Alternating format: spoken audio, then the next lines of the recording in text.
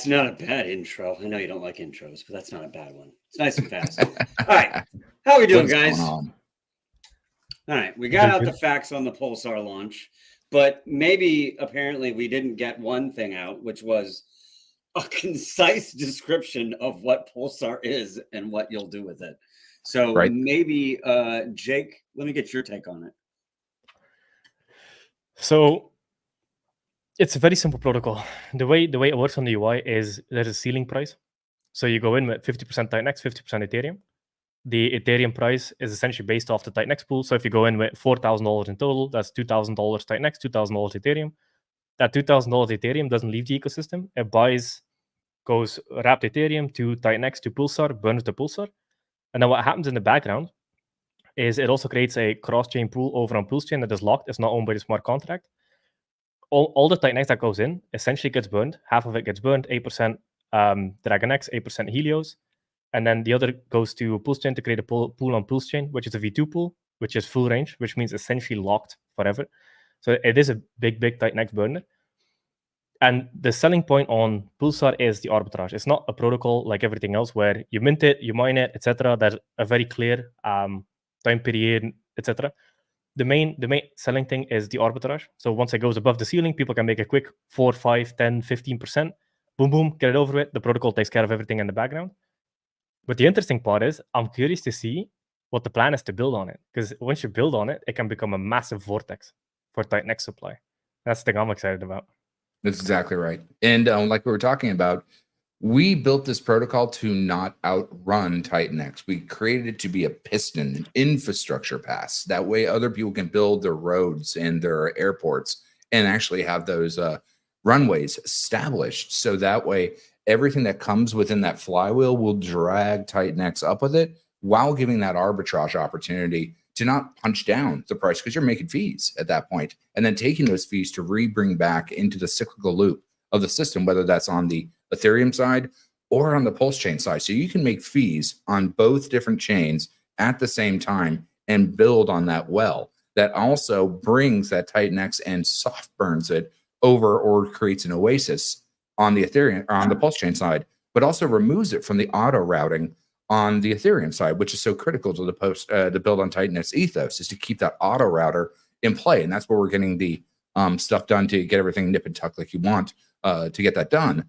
But when everything goes to Pulsechain, now you've got an entirely different playground to play in, and especially what happens when Pulsechain initially runs and when it actually does that 20x, 30x, because when everything on the protocol natively goes high, everything raises, like all the tide rises all ships, just like within the localized closed loop at the TitanX side. When you do that on the chain side, you have that punch up, but you also don't have the gas and the cost of the Gwei side or the build on TitanX cost to deploy smart contracts. So you can have a lot more fluidity on how the build on TitanX homogeny works without that overhead cost, with all those gains from the other side. And it keeps everything within that closed loop. And more importantly, it builds communities together. Like the most important thing that you did right, Jake, is the build on TitanX, to build everyone instead of the we, not the me. I can't stand the infighting. I can't stand the drama. If everyone looks at DeFi for all, we want to be in this ecosystem so we have self-sovereignty of our money, we have self-sovereignty of our ideas, and self-sovereignty of what's going forward. And looking at what's going to happen with AI in the future, what proof of being human is, the world's going to vastly change. And we want to have control over that economic utility, over our self-sovereignty of ideas, over self-sovereignty of our protocols, and where our money, our energy, and our mythos goes, along with our passions. So building those things together in between fully decentralized Ethereum, which is what you have on Pulsechain with validators, is going to be very, very, very crazy to see. And it gives an entirely new springboard or seesaw to elevate that even further. That's going to be super exciting. Well, to go like 50 steps back is, I think it's interesting because we created arbitrage on purpose. And arbitrage is usually looked at this thing where it's like you found some secret and you shouldn't tell anyone, right? Because like when you find arbitrage in the markets, you're like nobody's broadcasting that. And so we're actually trying to create that environment on purpose. And I think that's going to take time for people to get used to as well. It's because, again, like I said, like they're used to kind of like finding this secret themselves and they're like, oh my God, I can buy this thing over here and sell it over here. I mean, arbitrage is hugely popular, like in America. I mean, people buy stuff at Walmart and sell it on Amazon. They sell it on eBay. Like that stuff still happens. They go to garage sales and sell it. Like that's arbitrage. That's price arbitrage.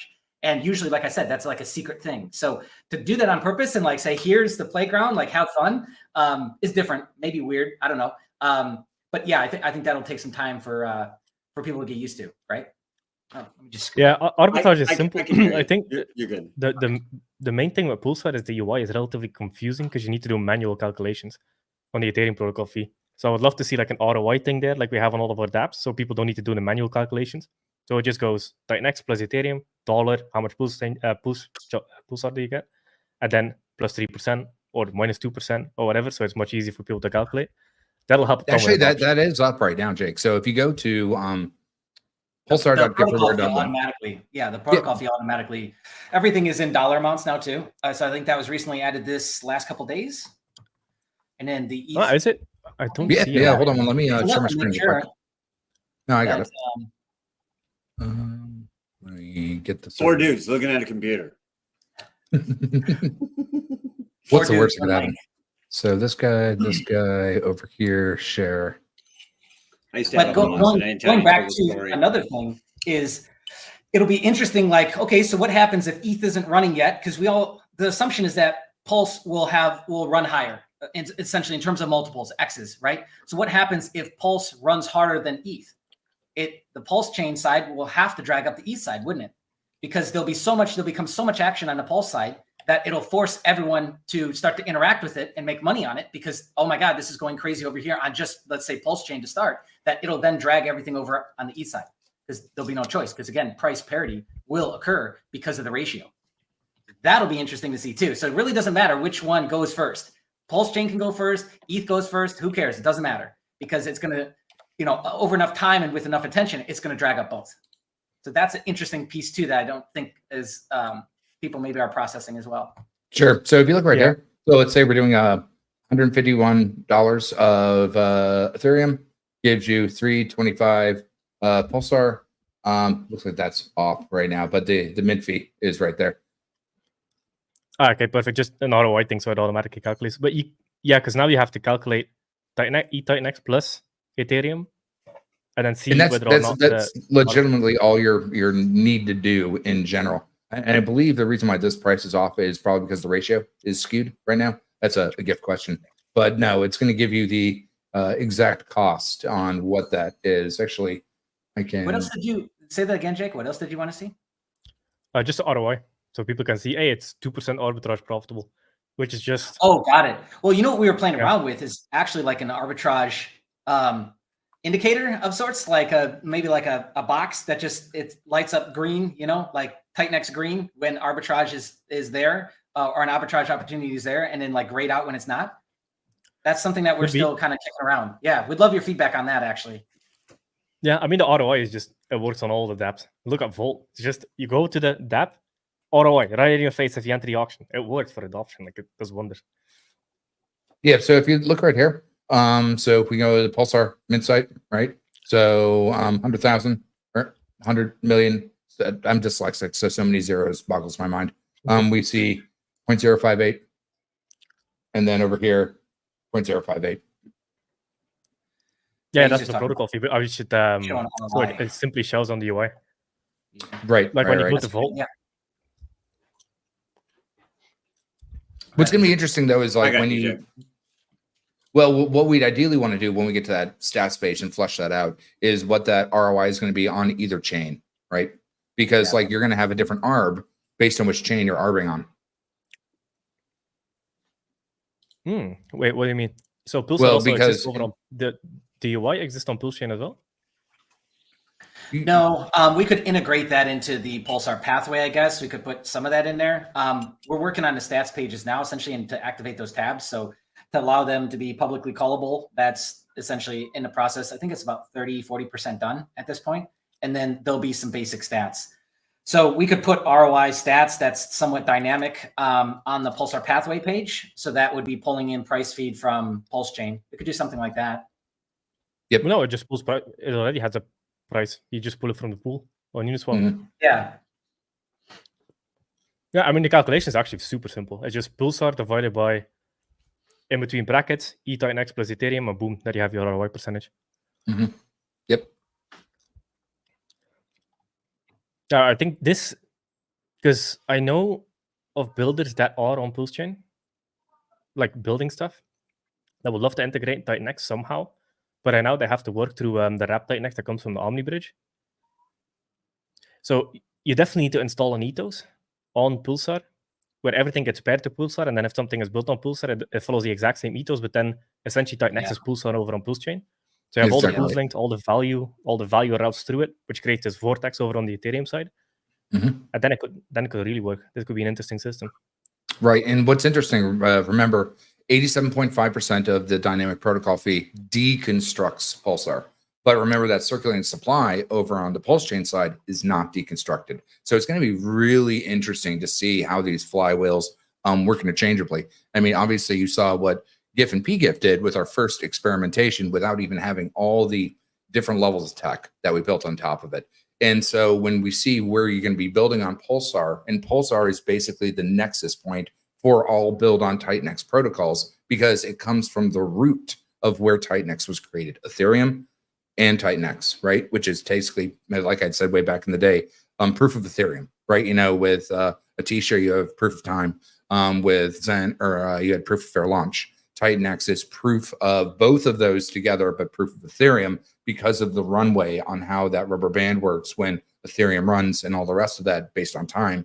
And then Pulsar is taking that across the bridge that has all those parameters baked in to then use as a nexus point for all the build on TitanX on Pulsechain. So the assumption is that as more projects are built on Pulsar, it just speeds up the piston.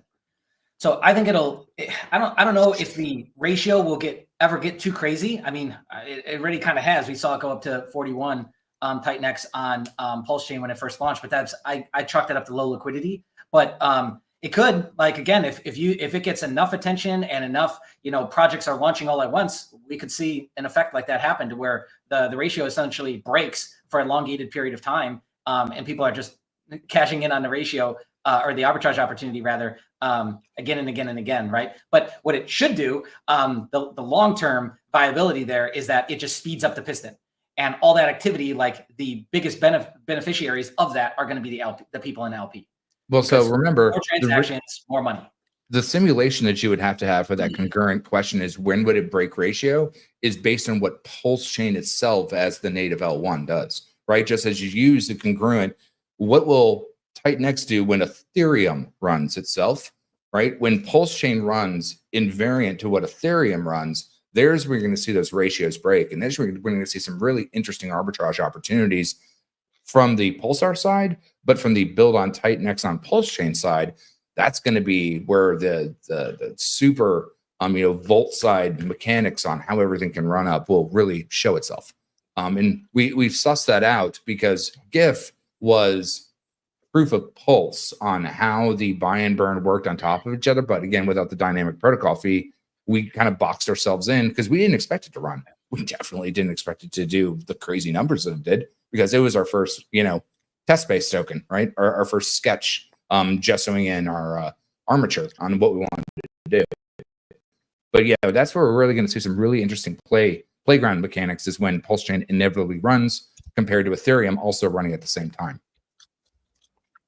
Yeah, and the other thing with the Pulsar is you basically force the ratio to break with the Ethereum buy and burn. That's a pretty big thing to not talk about. You force it to break. Yeah.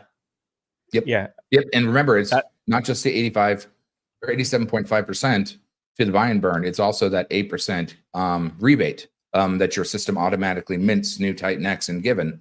And we take that immediately to go and deconstruct Pulsar itself. Yep. So for the people that don't understand deconstruct, it means burn. Right. Well, yes, but it's not burning. Every time he says it, I'm like just laughing at myself. Well, but it's not burning sending to a dev address. It's actually removing the token. Well, it's the same. It's the same. TitanX also sends to the null address, which is essentially burn. It's just a burn. For easy, for people to understand. Right. Yeah.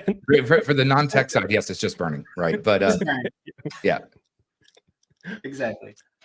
Yeah, so that's the interesting part. So if there, let's say an arbitrage happens on Pulsar where that's a 2% profit to make. 2% is 2%. Takes 2 minutes of work, boom, boom, you're done. Mhm. While that happens, you go in with, let's say, I hate the number $5,000. So 2,500 TitanX, 2,500 Ethereum. That 2,500 Ethereum buys TitanX, buys Pulsar, burns Pulsar, which forces that ratio up. TitanX Pulsar, which forces it above the ratio. So that arbitrage can exist for a long time. And then while it's doing that, it's burning, like Pulsar, in theory, is one of the biggest TitanX burners, like, in terms of percentages. So as that arbitrage pushes up, it pushes up the TitanX price because it removes supply and it locks it up over on Pulsechain. And then I think the one key here is somebody should build something on Pulsar with the same build on TitanX ethos, just replace TitanX with Pulsar over on Pulsechain specifically. Or you could even do it on Ethereum. Like, for example, Element 280. If you just have like a percentage, like Element 280 is paired with all the coins, so it would just route a little bit through Pulsar. It would also break the ratio over on Ethereum because that's where people can directly execute it. That actually might be like the fastest way to do it, because then you have the Pulsechain side as a side effect of the arbitrage happening over on Ethereum. That might be the quickest thing. And then for the people that want to do like quick action smart contracts with low gas fees, they can do it over on Pulsechain, just using the build on TitanX ethos, but then replace TitanX with Pulsar.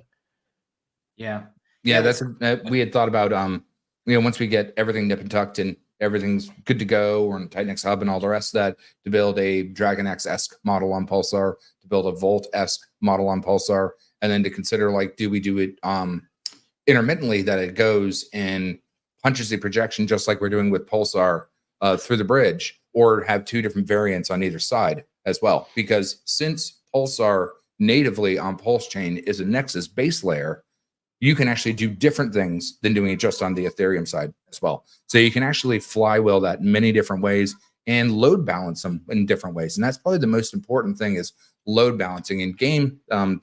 I have some crazy ideas.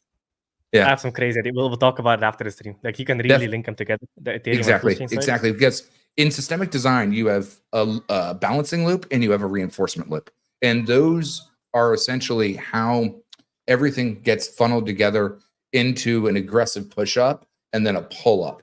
And so when you build that balancing loop and reinforcement loop, that's where you get the yin and yang, or the synergy that's needed to actually build everything together. And so that's the beauty of actually being able to do one thing on one side and project it on the other, mirror it, or have one thing on one side that affects something on the other chain on a different protocol, just like what all the other build on TitanX communities are doing with Volt, or what Inferno's doing, or what Element's doing, is they're laying their foundation or their anchor points or cornerstones and anchor or keystones in different places. And that's really the difference between a flat bridge and why arches from Roman times still exist, is because they have that keystone that actually anchors those cornerstones together and reinforces everything into concrete, right? It fastens the equilibrium of everything and binds it together.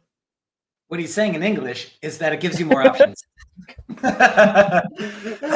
It gives a lot more freedom in a protocol to expand, to bail itself out, to create pressures, to create different scenarios for people to obviously make money on.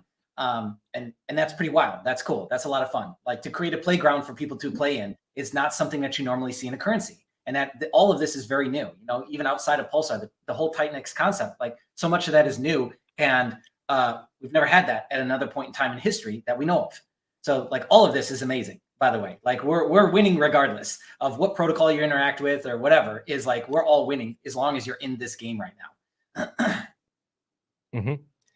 So this, because I've been talking to another guy that wants to build something on Pulsechain and link it to the Ethereum side.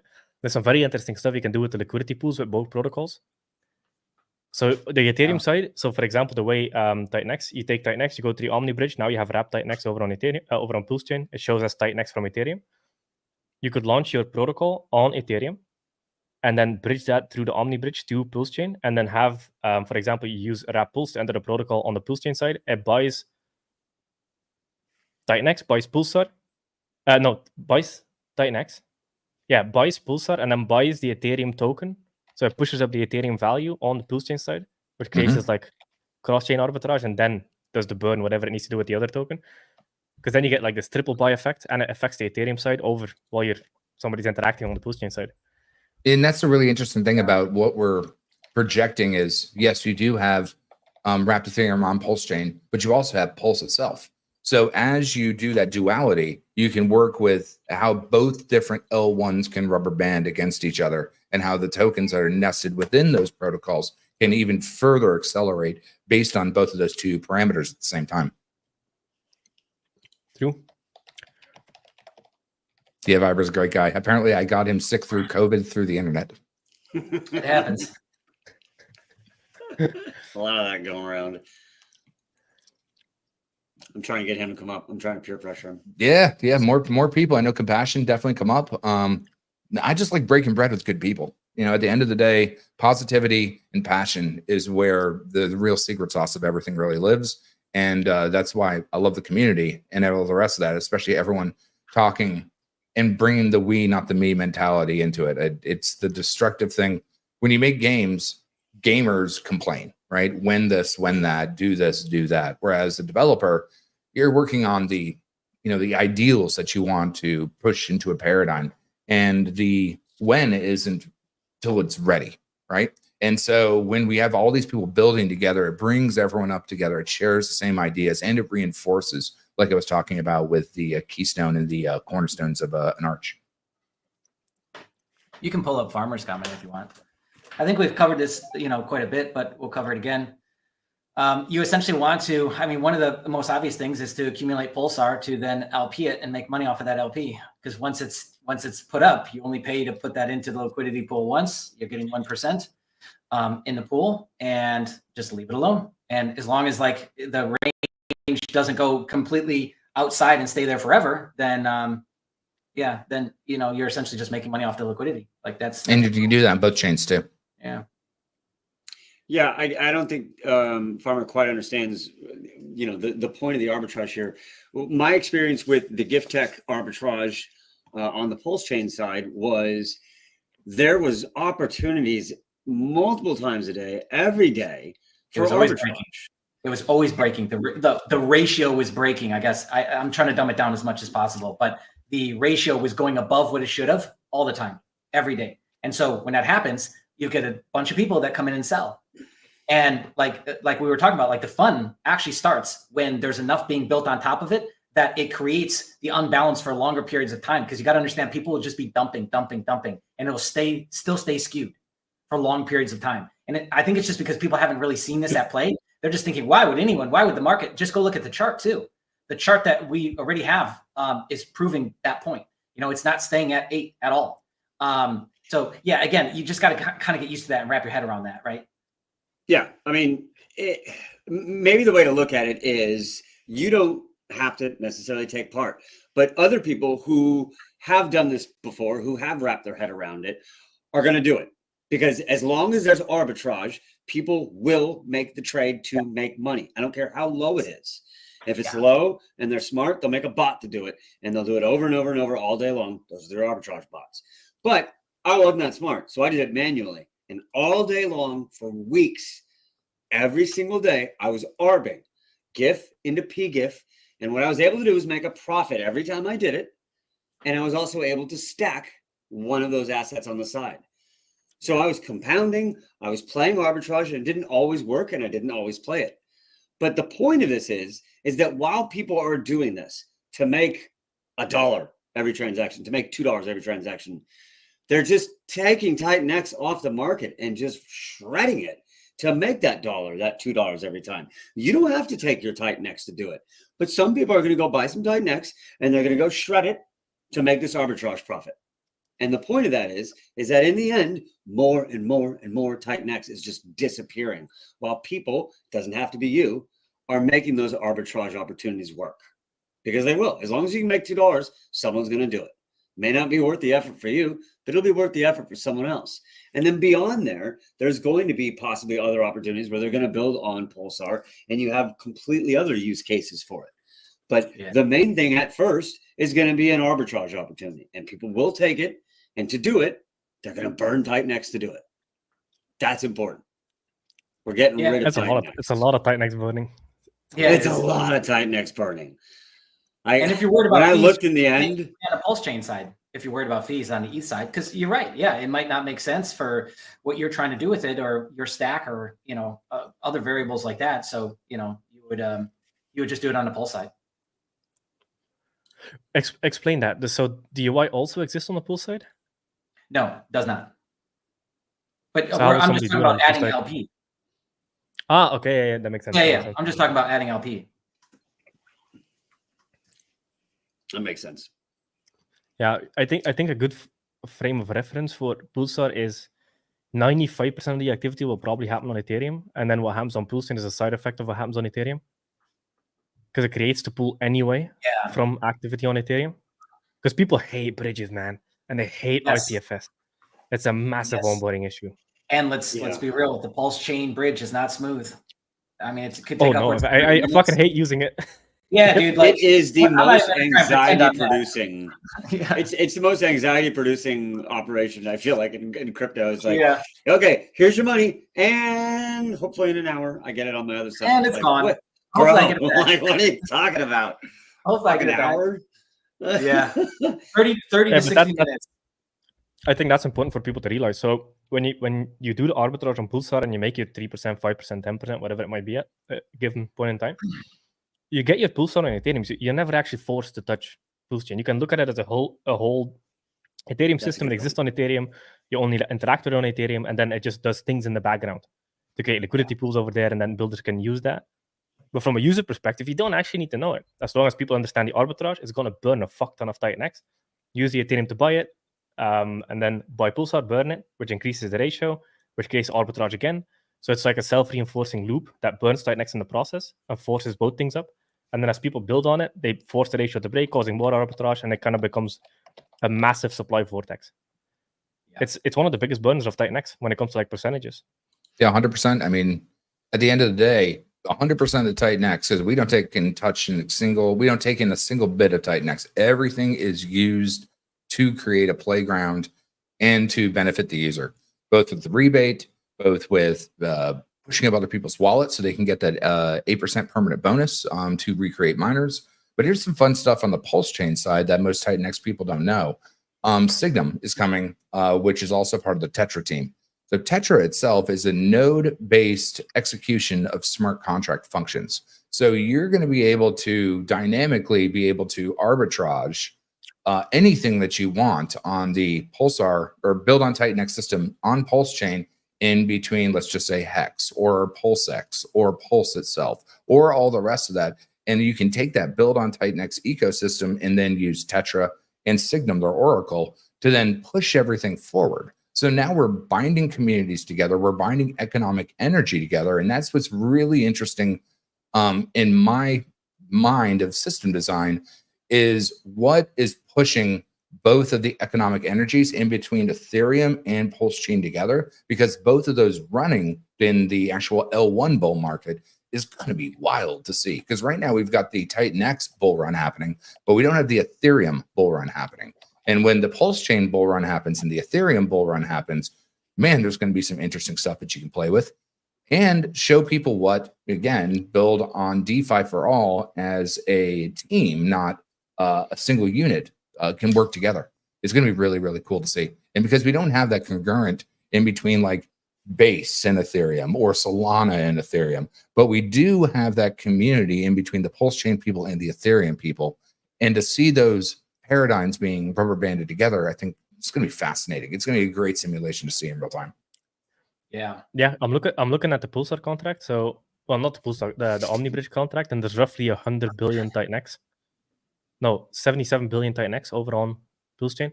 So 140k. But the cool thing is that's off market on Ethereum. So that's 140k that can get sold less on Ethereum because it's a hassle to get it back over. Yeah. So this is interesting. Yeah, most people won't. Yeah. Yep. But at some point they will. So let's just say the amount of TitanX that's not on Ethereum is obtainable anymore.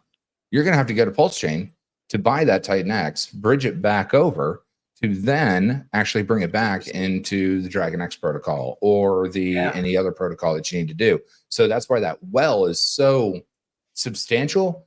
Like right now, let's just say you have some TitanX coming out. You may want to stake that out into a ladder just to protect yourself to have it come in. Yeah, you're not going to be getting, you know, the staking fees that you would get if you were actually staking it. But what you're doing is you're locking it away from yourself. You're permanently turnkey and be like, I'm going to take you, put you over there, so I've got a Christmas present in a year. And what we're doing is we're doing that, but it's liquid. And it's sitting over there for people to both use, whether they want to use it in a protocol or whether they other build on TitanX and Ethereum want to grab it in a year from now, because every time that you mint your Pulsar, it's dynamically sticking that bucket over there and creating that system that's available for you to use in a later view time. Yeah, that's interesting to think about too, is what happens when they have to go to Pulsechain for supply of TitanX. That would be crazy. That would be very crazy. I can actually see that happening very, very soon because of what's being burnt right now as this build on TitanX on Pulsechain is created and starting to get you know, all the excitement and use case out of it. You're basically permanently sticking that soft lock of those tokens for the build on TitanX ecosystem on Ethereum later on down the road when they want it. Now, what are they going to have to do? Well, they're going to have to buy it. And that's going to spike up the price of TitanX in general, just to bring it back over across the bridge. Yeah. Yep. That would be interesting to see. When Jake starts looking up to the right, I'm like, oh yeah, we got something going here. Yeah, it's so easy to force a ratio to break. It's ridiculous. It actually is. You just got to watch some other protocols that have launched that do that. It doesn't take much at all. It's interesting that your consensus going into it is like, oh, well, this will never break. Oh, no, breaks all. It just it depends on the economic energy you're pushing through and something like that. When you take economic energy, it does rubber band, and it's almost like sonar and echolocation. Everything bounces back, and how that bounce back has a reverberation on what it does. Yeah, and when you're doing it on purpose, it's a different dynamic, right? Versus finding it accidentally out there in the wild, because you're essentially just scheduling this in to occur all the time. Just as soon as as popularity grows, as things are built on top, as supply is pulled from the thing, then it just creates that, it makes that piston move more and more and more and more. Yeah. Can we get a explanation on cross-chain, multi-chain, omni-chain? This is a GIF. He explains it so much better than I can. At the end of the chain, good job. He's the tech mind, right? He's surgical. I'm spatial. Omni-chain is where you're taking something and you're burning it to move it over into the same ecosystem. Cross-chain and multi-chain is essentially the same thing. You're taking the asset and you're bridging it, so it's a wrapped reflection of where it came from. And what we learned with iBurn is you can actually bind and create cross-chain assets and bind them into a different ecosystem regardless of which chain that came from. That was our experiment with iBurn, which again created the first time parity in between Ethereum and Pulsechain. Yeah, and I think the concept of Omni is to be everywhere. So it's omnipresent, right? To be everywhere on all chains, or to create a new chain that interacts with all chains, that kind of concept. Yeah, the main thing with Omni is just it's non-dilutional. So the way I kind of look at Omni, multi, and cross is like Pulsar, where it takes asset, then bridges it over to another chain, operates on it there as cross-chain. Multi-chain is you take a protocol like TitanX and you would launch it on each chain, and it will have different market caps, different adoption, it would dilute everybody. Cannibalizing. I fucking hate multi-chain. And then omni-chain is the asset gets created on one chain, and then it can essentially go to all the other chains, but it's the same asset. It's TitanX on Pulsechain, it's TitanX on Base, it's TitanX on Solana, it's TitanX. But all the economic energy, it's the same price as on Ethereum because it's the same supply. It's just gone from one chain to another. That's what I consider omni-chain. Yeah. I like that description. Right. It's because I believe then it would be burned on one chain and then recreated on the other side. So it's the same circulating supply, but it's been deconstructed, if you will, and then reconstructed on the other side. Yep. Exactly. Just the same price across all chains. Yep. So, Jake, you want to talk a little bit about omni-chain since we just slid into that segue a little bit more? Do you want to talk about X28? That's related. And, damn it. All right. I see you're always fishing, Mo. You're always fishing. Fucking trying, man.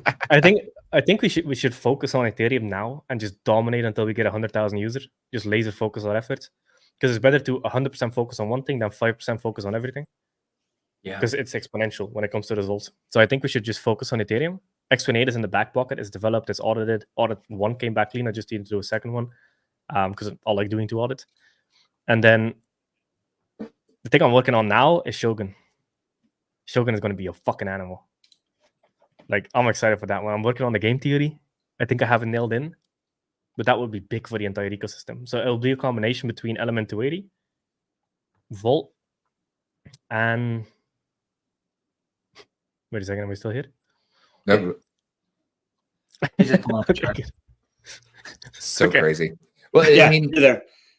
Go ahead, and finish. that's the whole thing. Is like, you know, back in the very first days of TitanX, I called all the Pulsechain OGs and told them, like, look, this has legs. The mechanics will work. And like, that's what I do. I'm, you know, a system designer for my day job. And you just have to give a system time to get up to speed. It's like a steam engine, right? You have to give it the time to get the pressure that's necessary to get the volume of acceleration that you need there. You know, you can't immediately turn on a hot water heater and the water be hot. It has to take time to boil, just like water in a pot. And when you do that, that's when you create that pressure that's necessary. And we are at that pressure point. That's the necessary gambit of what everything's going on together. Yeah, let's see if we can get Bat Sports to come up here. I know Compassion was in the waiting room earlier, but should we share the streamer link or to just the streamers, or do we want to put that anywhere else, Mo?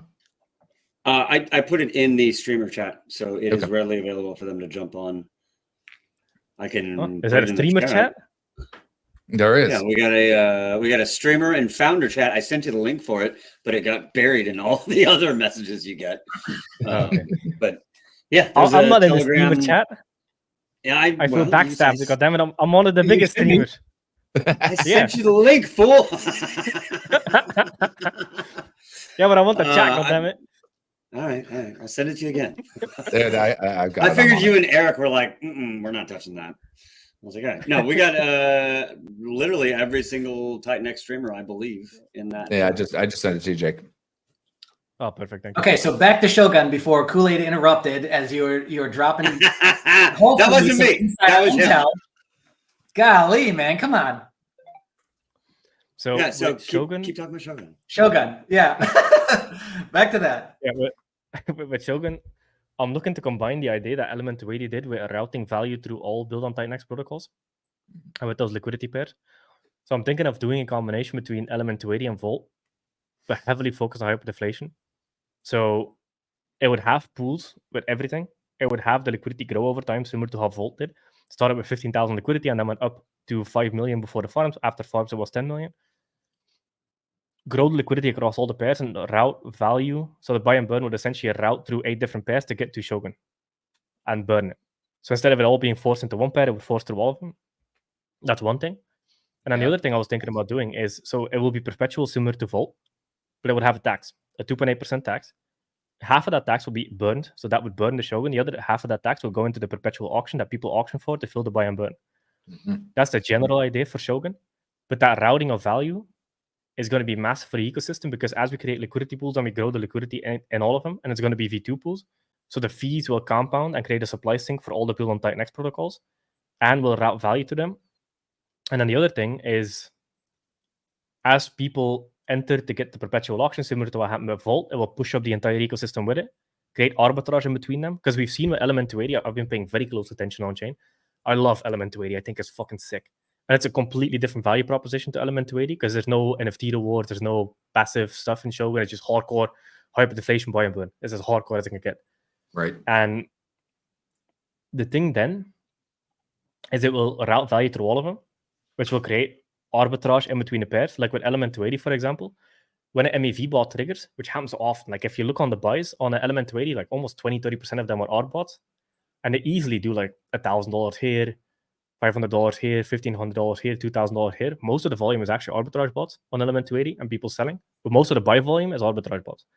So as they do that, they will be filling the perpetual auction, burning Shogun, which increases the value, which gets more into the auction. that's the general overview of the idea. And then the growing liquidity, the supply sync with the V2 pools, it's going to be a massive like steroid injection for the entire build on TitanX ecosystem. We're gonna try and do as many pairs as possible.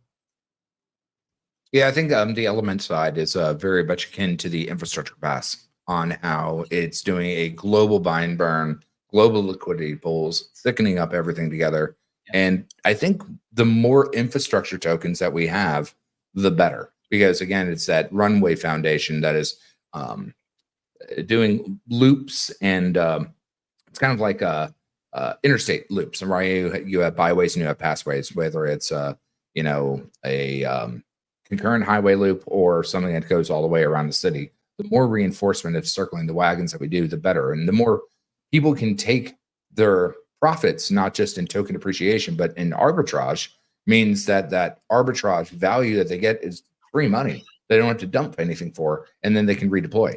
And because they're redeploying in that way, they can put it in between which protocols need it at the exact moment in time, or that's where they take the profit, right? Without actually releasing their nest egg. Yeah, which is huge. I mean, everyone's trying to figure out how do I leverage the bag that I've got. And obviously, because the price is always changing, that makes it a very difficult thing. But I mean, even, Bitcoin, ETH, everything has this essential problem where it's like you have to part ways with the thing to then get the economic value out of it and to cash in on it. Whereas there might be a way, and it looks like there's a way getting created where you actually don't have to do that. And you can hold onto the thing while making money and extracting economic value while keeping the thing. And that's where you want to be. Like that's the system we want to create. Yeah. Yeah. And we also have Urobuddha's platform coming. That's going to be a big one for that. Man, like the fucking Dude, Shadow's a great guy, man. I really have loved that guy since the very beginning. Yeah, he was there day one. That's why I chose to support him, because like he didn't pop up out of nowhere. Like we've been chatting for forever. He was at day one in the chats all the time. Yeah, I like him. Yeah, no, and that's the thing. It's like we have an alpha group that basically all the builders have been in since day one, and we just have hung out in chat over the last year. And that's why I haven't been necessarily that public recently. I mean, I also have my day job that kind of kills me, but all of the builders and all of us have been talking from the beginning, running strategies, support, just having fun together. But yeah, he's a great guy. And what's interesting to see is with his token, you want to natively nest it for a year. Why wouldn't you? It's built and baked into the ROI, the pipeline, everything it's going to build needs that vesting time. And so why wouldn't you play the rules like you could? Now you can end it early, you can get drip, all the rest of that. But for that particular system, you're setting yourself up for a vested time for a year. I think that was talked about in the Lotus stream on the amount of time staked versus, a Mexican mentality where you can stake, for 10 to 15 years, where the 4-year marker on a stake really puts the parameters of if you're only staked for a year, how much are you ahead or behind by someone that's taking the max length of 4 years? Be más o menos, right? A year is a long time, but it goes by really fast in crypto time. Yeah. What I love is just like collectively, all the issues that I saw with something like Hex and, the RH projects, they just weren't enough. And the TitanX system is like really playing around with and manipulating all the possible scenarios that I thought would be cool. That's what gets me so excited, is that I'm seeing things that in my mind I thought, oh, what if we did this, or what if we experimented with this to create this kind of pressure or this kind of reaction or something like that, right? And there's just getting to be so much and to go so deep that it really is like solidifying itself and protecting itself against attacks, against dumps, against anything really. And that's what should have been built already. Like it's wild that this is just now happening. Everything that you guys have done with TitanX is wild that this is just now happening. Like I'm over the moon that it is. It's just crazy that it took this long for somebody to put together all these pieces and enough people to then create this effect, right? Isn't it? Like, that's the circling of the wagons point. Yeah, the circling of the wagons is so fundamental, which we haven't seen from many protocols, from many, let's say, sacrifice tokens on Pulsechain or all the rest of that. They're not supporting each other. And that is the most fundamental part of a phalanx, is shield to spear, shield to spear, shield to spear.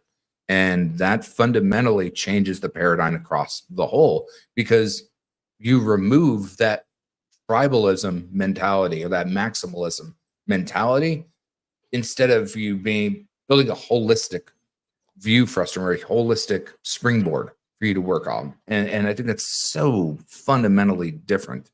And everyone's talked about wanting to do that, but no one wants to take the strength to actually do it, ride out the speculation and the heckling till it actually works. And when you see it actually working, now you're like, this is exactly what should have been done before. But it's the same thing as you don't know what you're going to do till you get there, right? You have to have your experience of the past to lead you into what your diegetic view frustrum is in the future. Yeah, I think the big thing here definitely is you cannot get a group of people together if something is fundamentally unfair. Because people don't want to support unfairness. And then the other part of it is, hypothetically, you could, as a builder, build everything yourself, but then you're just a sole builder and a sole marketer, and it's not as powerful as decentralized teams building. Because now you have different marketing channel, different ideas, different personalities. It's more hardcore marketing. Feels like a decentralized ecosystem. So it's like all the fucking stars aligned to create this. Yeah. It's so 100%. Insane. Right. 100%. I feel like one of the biggest mistakes with with RH stuff and Hex was that it was just like, okay, I created the best thing. This is the best thing. Everything else sucks compared to this. So then it's like, what is the user supposed to do now? I hold the best thing now. So now it creates this divide and division naturally. Like, I now have to go to war with everyone else because I believe and I've been told I have the best thing. And there's nothing else that can possibly ever be created that is better or makes this thing better. Nothing can be stacked on top of this or bolted on. I hold the best thing. And so then you feel this need to like go to war. And we've now seen this play out. So that ethos that started 3-4 years ago, now being played out, has created a division within the community, even across chain, which should have never happened. And it's tragic to see. It really is. It is tragic to see. And I hope I'm not speaking, too deeply on this and making people uncomfortable, but like, you guys really got to be able to take a step back and notice like what is going on. When we were having arguments about E-Hex or P-Hex, it's like, we lost the point, man. We completely lost. And so, yeah, like, I'm so glad to see zero of that, in TitanX, because like, clearly we know now that doesn't work. So that frame, that marketing, whatever you want to call that, of coming out and saying like, we have the best thing, and so go to war with everybody else who isn't the thing, this just does not work, man.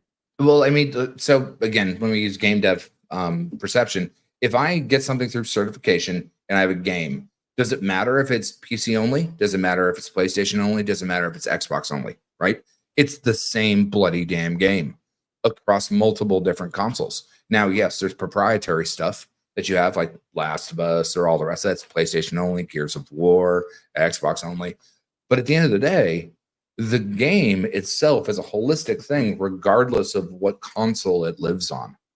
And that's so fundamentally different when people are fighting about which console is better instead of what game exists on each individual console and its unique derivatives of what people experience based on what console they live on. The players that play on each individual, game console is different.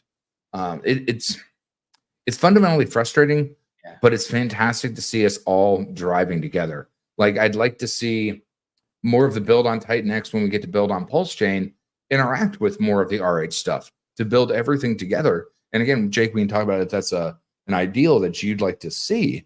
But I think that if we take the mythos of what TitanX has done and use that as an anchor point to build further and further, we bring people back all into the we.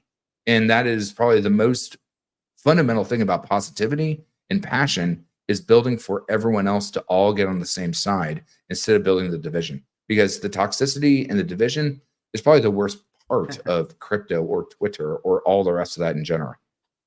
But just everything, life in general is I think there's plenty of that already. So we don't need more of that, right? And so, I just think you get better outcomes, right? Because why are we all here? Well, we're all here for freedom.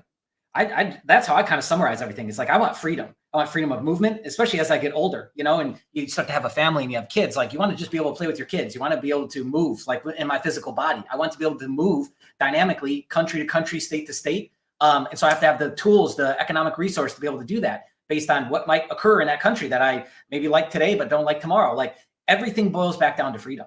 And like, this is the only thing out there. This is the only game in town that's allowing that, facilitating that, creating that at such a mass scale with such a low level of intellect that's actually required to make money and win. I think you don't really have to be that smart to win in crypto. It's still, you know, however many years later, 2009 was Bitcoin white paper, right? So, yeah, I mean, it's just wild to see that. But I think we need to like all come around that concept, is that we're all here for freedom.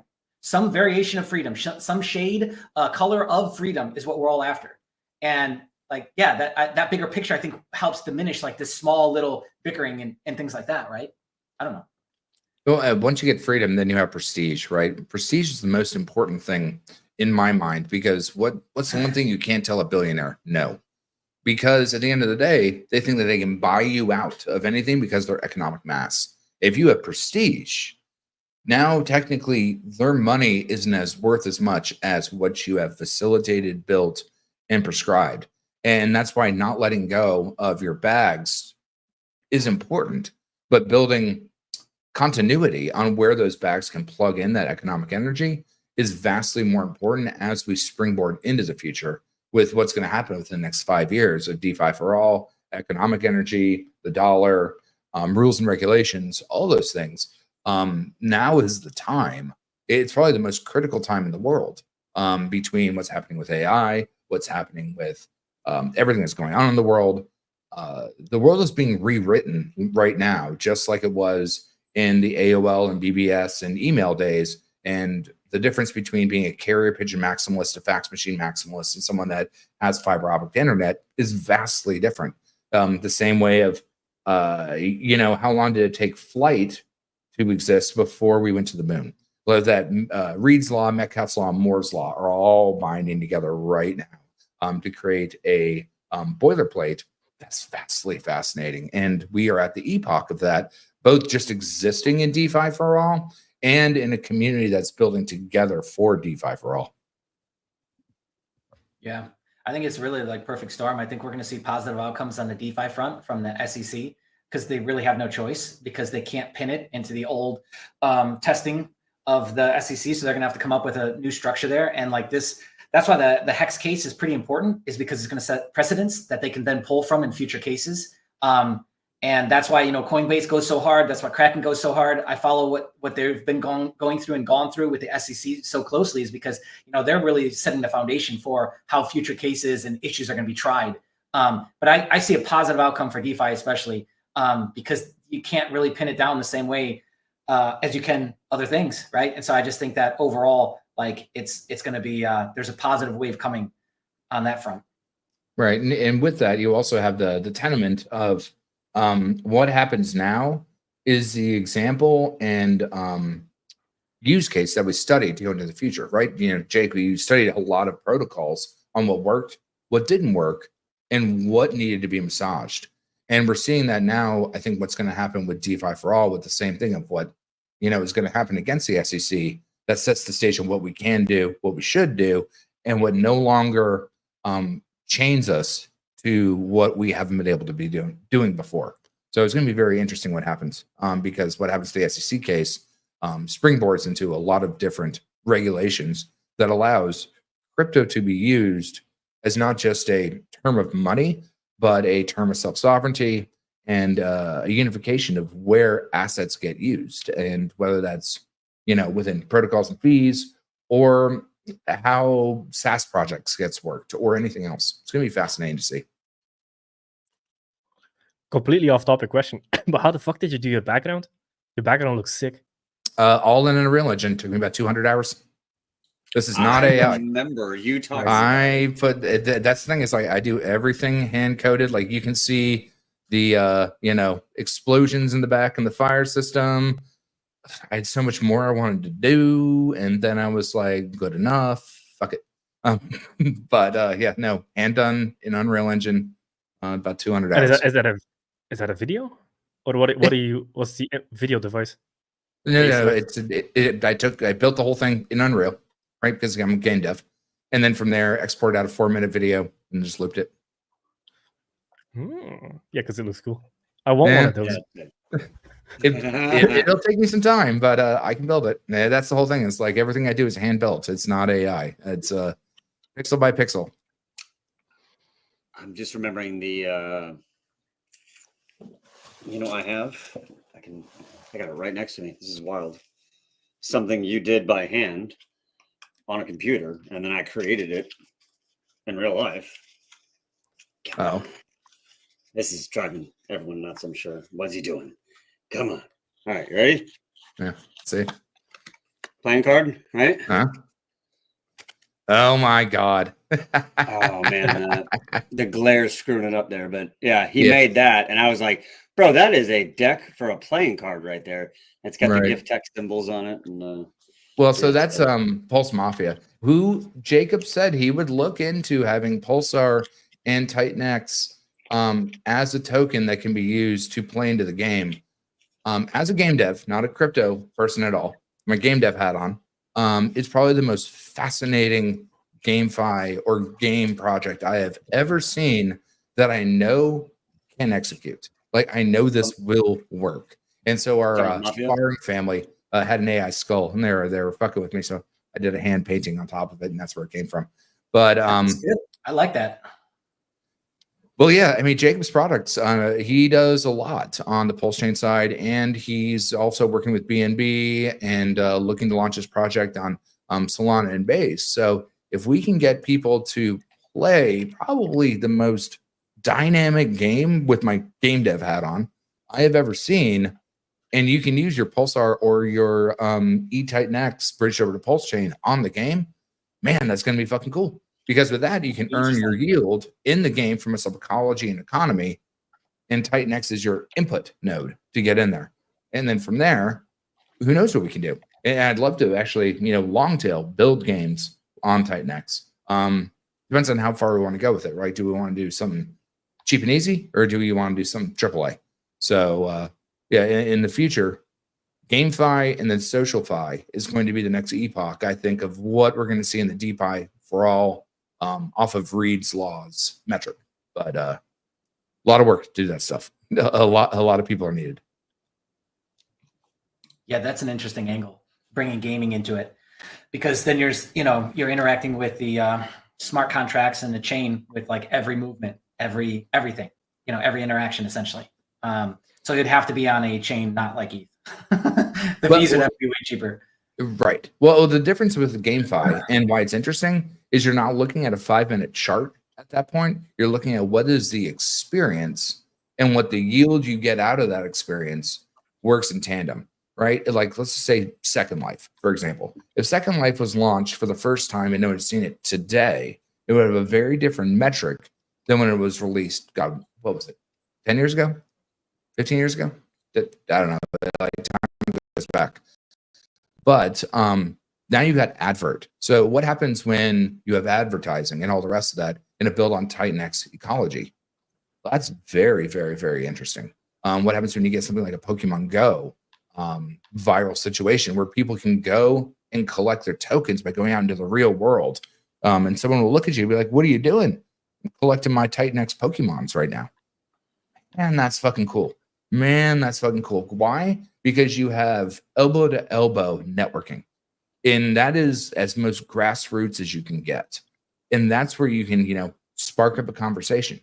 And that conversation is so much more than a Twitter stream that you may or may not know to get into, a Telegram room that you may or may not go to. It's pure bread and butter, grassroots, talking to another human point of view. And I think that's where we can take the build on TitanX to that next level, is to get it into, the advert of talking to your just neighbor and all the rest of that type of stuff. P2P, baby. Yeah. It took me forever to find I think building a game on chain is a waste of time. I think you just have the game the way a normal game is and have the marketplace on chain. Sure, you can do that too. I mean, Yeah. technically, I say using the word making game in my ecosystem is a no, just because I know what it goes into to make it, right? 18 years have been a game dev and only shipped 3 games out of that time and had 9 be pulled. So, making games is not the easiest of solution. It's not something that I would go to in the beginning. But if you make something that has longevity, it can be evergreen. And that's where the real trick to it is. Why do you say that, Jake? What do you what are you looking to avoid? Is it really just the hassle of all the transactions, like I said, and the gas fees? Oh yeah. Accumulating? Yeah. Oh yeah, yeah. Because if users don't have a good experience, like imagine having to like accept a transaction, fucking everything you do. I would hate it. I'd be like 3 seconds in, like, what the fuck is this shit? I'll just go back to playing Counter Strike, but I don't need to sign a transaction every 5 seconds. Because I mean, What depending are on your your favorite games? OPSEC, I was just gonna say, depending mine? on your OPSEC, you know, you got to pull out your keys and all that just to like then do these transactions. But I'm trying to play a game, but now you got me pulling out my crypto keys. Yeah, it's a great point. Sorry, go ahead, continue. Oh, I was just curious what your favorite games are. Oh, as a kid, I lost my childhood on fucking World of Warcraft. Uh-huh. I had the 3.3.5a, the best version of World of Warcraft there ever was. I was a Warrior Druid, 2v2 Arena, Rogue Priest, Warlock, Destruction Warlock. I was 2,950 rating on the Warrior, 3,000 on the Warlock. I was 16 hours a day. That's an obsessive personality type, and that was not productive at all. So I was happy I got rid of it. It sucks your life up. So when I went to game dev school, that's right when WoW came out, and I'd never touched an MMO.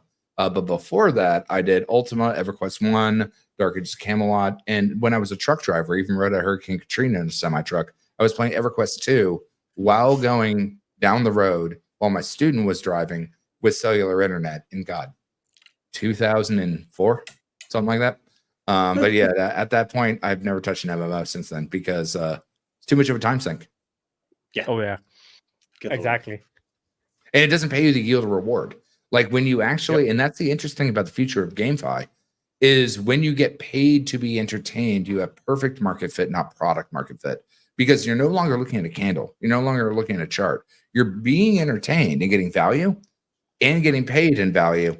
And the token goes up in value because you are one of the market makers, essentially from the advert point of view, right? When you're having fun, you're going to talk to your friends having fun, right? And that's the one thing is advert itself doesn't pay you to look at an ad. Like you pass by a Lamar billboard, you don't get paid by seeing that advertising.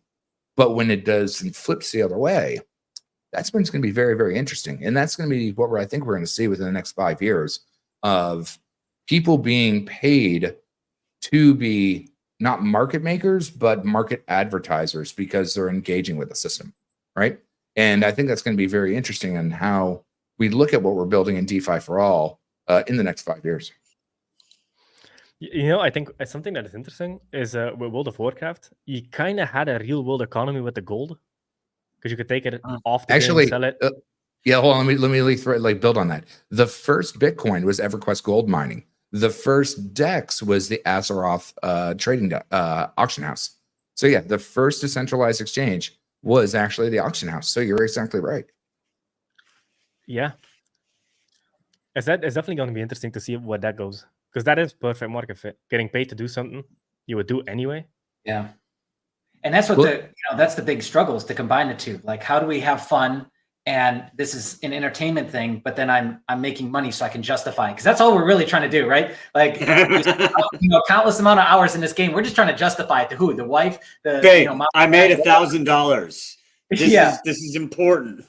Exactly. Get off my back, Ma. I just made $1,000. What did you make today? You know, but that's what happened with the Ready Player One mindset, right? Between the District 9 mindset, like both work within the same ethos. Is what are you getting paid, regardless of what area of the world you live in, right? You know, if you live in a first world country, or let's just say a high economic yield based country, you live in a different view frustrum in secondary countries that don't have enough economic model, but they can play the same game and have the same economic experience, but that currency or that yield rubber bands so much higher than where other people live. And that's the difference you can see in between multi-chain based systems as well, because that rubber banding effect exists. Yeah, I think the main thing people need to solve with games is, well, specifically DeFi games, is to get rid of farmers. Because have you seen these Chinese phone farms? Man, that's just massive value suck. Yeah. Yeah, that's probably the biggest thing. I was going to say the biggest thing is how do you make games, and specifically men playing games, attractive to women? That's what I think the biggest problem is. No, I completely agree, and that's why, like, when you say chick still thinks I'm attractive playing fucking 5 hours of video games. Well, I mean, that's making where, bank. Go ahead, Jake. That's what I'm saying. Let's go. If you're making bank, hell yeah. Well, I mean, that's games, where Animal Crossing is a very Crypto and interesting game, games. right? You go and collect a whole bunch of stuff and you stick it in your house, and it's not really like an aggressive player versus player experience.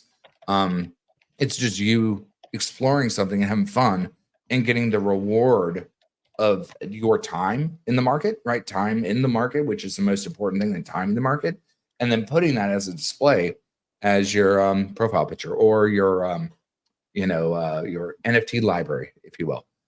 Those all are a very fledgling economic or fledgling growth parameter that's just being started, but it will move faster.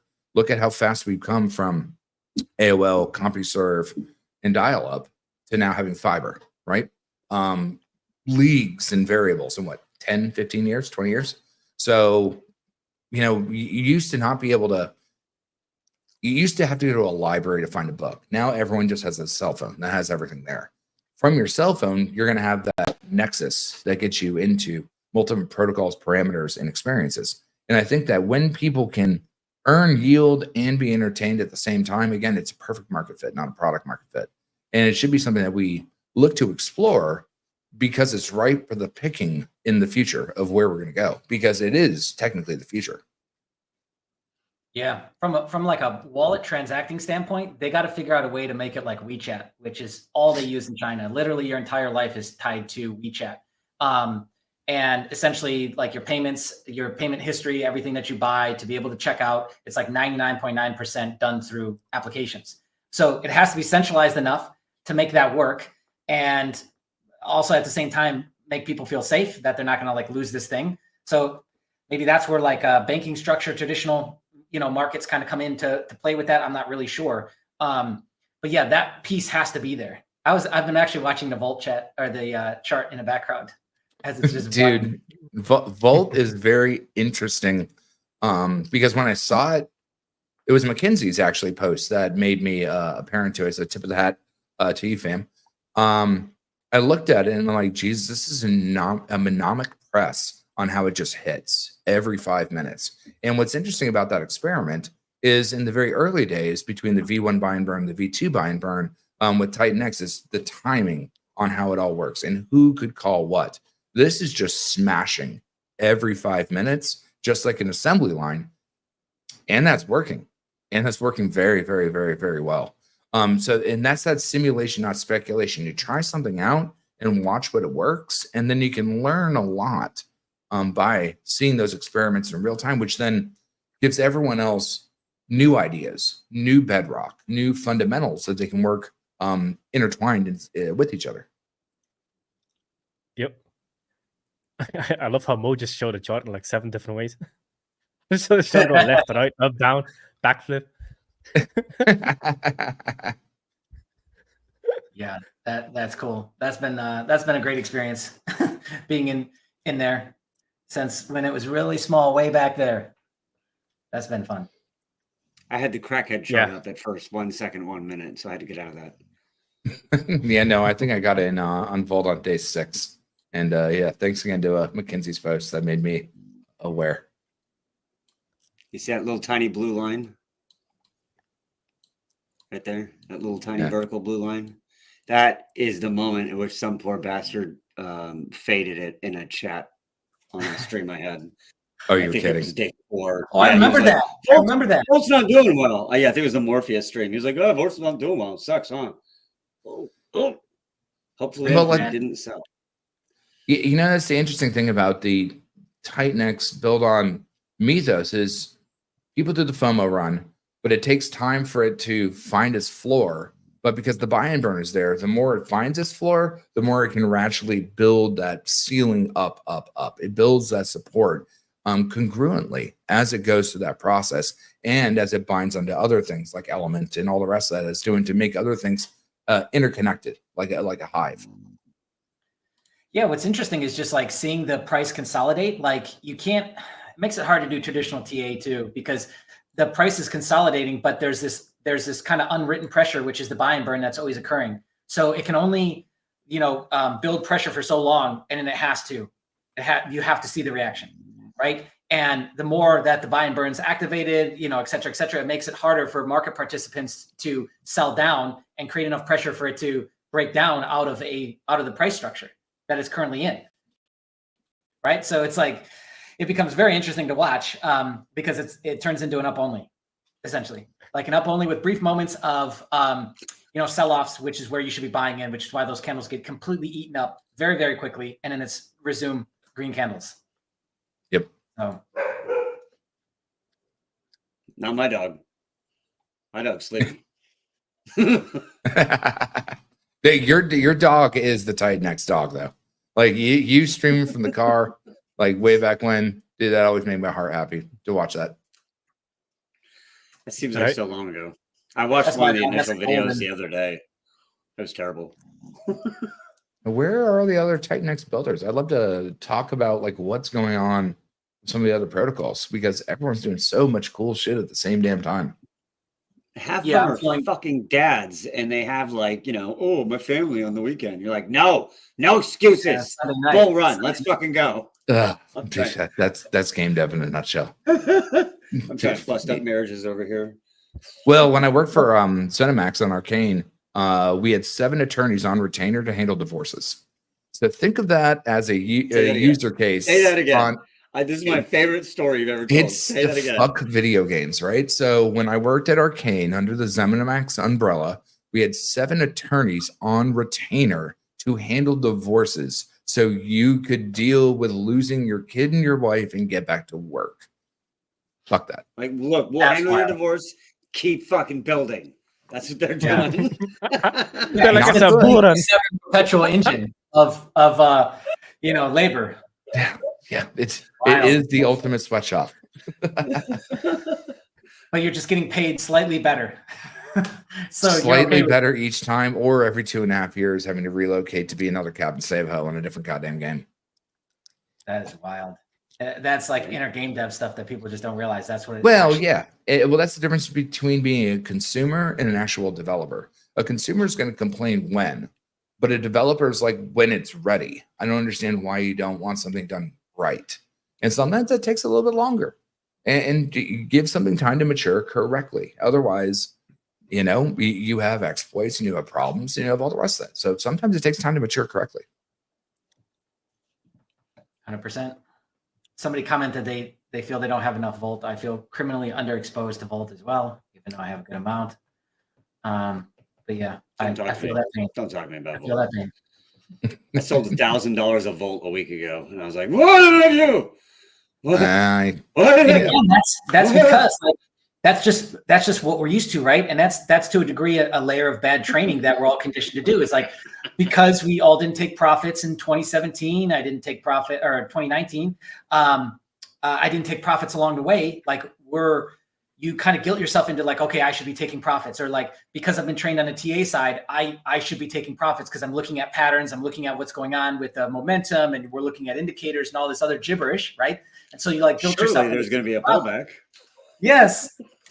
But it's kind of wild. Again, it's like we're talking about creating a completely different financial system that maybe those things won't even work in the future. We don't know.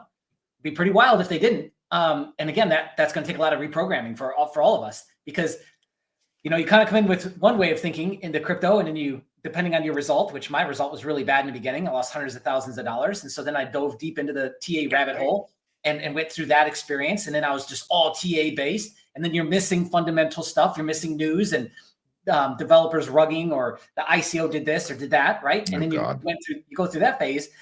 But now we're talking about a whole new phase where, you know, there's so much rapid development occurring, and there's these deflationary pieces that you just can't account for that are forcing the price up, regardless of the amount of sellers that are occurring every single day. That is wild. That is true innovation happening right there. So Mo, if you could bring back that last comment that was there. So technically, if you mint Pulsar, you are permanently baking in your 8% bonus once you get to it's 80 billion, right? Jake, to get that permanent 8% bonus. Yep. So if you are burning, so let's say you do a 1-year mine right now, and you are burning Pulsar through that process of that 1 year, you're technically, when you get there, if nothing changed, you'd be at 6.3% profit right now, should nothing change in the ecosystem. Because as you mint Pulsar, 87% of that goes towards your individual wallet's credit for burning TitanX. We take none of that. We take its infrastructure. So if you are burning and minting Pulsar, which again, 100% of that TitanX gets burned or used in a burning mechanism, it also makes sure that your wallet gets credited for it. So instead of that 1.4% to profitability, you would be at 6.whatever% on top of that. So when you use the infrastructure pass, you're helping the ecosystem as well as your personal ability to make your miners profitable. I think we're the first people to focus on that. And it's just a subtle nuance, but it's actually so important now that we're hyperdeflationary, is to get that 8% in there. And by getting that 8% in there, you're permanently adding your ability to build on TitanX into the other playground, as well as make sure that you get that bonus in that miner. And 8%, if you think about it, is a lot, especially as hard and as fast as it's going to be to make new TitanX out of the protocol as critically driving. It's going to be going down hyperdeflationary. So it's a big boom. You told me all that, and I already forgot it about the 8% bonus. I was like, wait, oh yeah, it's literally, you have arbitrage right now going on. Yep, and it's a duality, right? Because even though you're getting that 8% bonus on one side, us as the protocol, which you get that 8% rebate, we're automatically taking that TitanX that we get and buying burning Pulsar. I think another thing that a lot of people are going to be caught off sides on are restacking in just ladders into TitanX. You know, like they should have pulled out, and you know all their miners are expired, or the initial batch that they've now been coasting on, and how many new have they been putting in? Like, if you haven't been thinking about setting up longer term miners, now would probably be a decent time to be doing that. You want to know an interesting point? There's a chart on Premium TitanX that shows you if you started a miner 135 days ago, you would be in profit today because you got more TitanX and it was cheaper because it gets more expensive every single day. So that was kind of interesting because even though the miner ROI is negative, people that started a miner 135 days ago are in profit. Right. Well, it's that bonding curve on how fast everything moves through the curve itself and how quickly that acceleration happens, right? Terminal velocity, right? Yeah. Somebody asked a great question. Jay here said, go ahead. Oh, go ahead. Go ahead, bro. It's your show. No, you're good. No. I was going to say is, how do we think the ecosystem will do in a bear market? Well, that's why you're creating so many deflationary levers, is because you're trying to defend against, you know, events like that, like a bear market, etc. And as long as you're giving people ways to profit without selling the underlying thing, aka extract economic value out without having to dump the bag, then the protocol, the ecosystem will do just fine. Like, it should actually thrive. It should be the only green thing, you know, in the bubble graph chart. It should be like consistently day after day, probably one of the more green coins or tokens in the entire ecosystem or the entire network that it's on, is because all those pieces are already in play and the flywheels are spinning, creating that pressure. So I don't think that really changes. I mean, obviously the positive sentiment is great right now, and then you hit into a bull run, like we're literally coming into all that happening at once. So how high this goes is who knows. It'll get absolutely ridiculous to where people will be like stuck in their chair, not even knowing, they'll be paralyzed, not knowing what to do with how many zeros they have now in their account. I've been in that position. Trust me, you will hit that point at some point, is to not be able to move because you've made so much money in a dashboard. But yeah, in the bear market, I mean, correct me if you guys feel differently, is I think that's why you're building now. And as long as building continues and usage continues from the community, then it'll be just fine. It'll again thrive. I mean, the big thing in a bear market, like in this bear market, that was one shining star, and that was BNB. So BNB only went down 60% from the high. 60% is nothing in a bear market. Everything else went down 95%, 99%, close to 100%, 80%. 99.9. If you had 80%, you were a complete outlier in the bear market. BNB did 60%, which is why it was such a shining star. I can't say that as a founder, so it could nuke to zero. It's a bear market, it'll bear. Everything bears in a bear market. But This is different because the supply dynamics are different. It's primarily smart contracts because the reason you get big bear market is because it's all driven by human emotion. Since this ecosystem is driven by machines, aka smart contracts have rules and they follow the rules. Whether or not people are fearful, greedy, it doesn't matter. They just have rules, they follow them. That's it.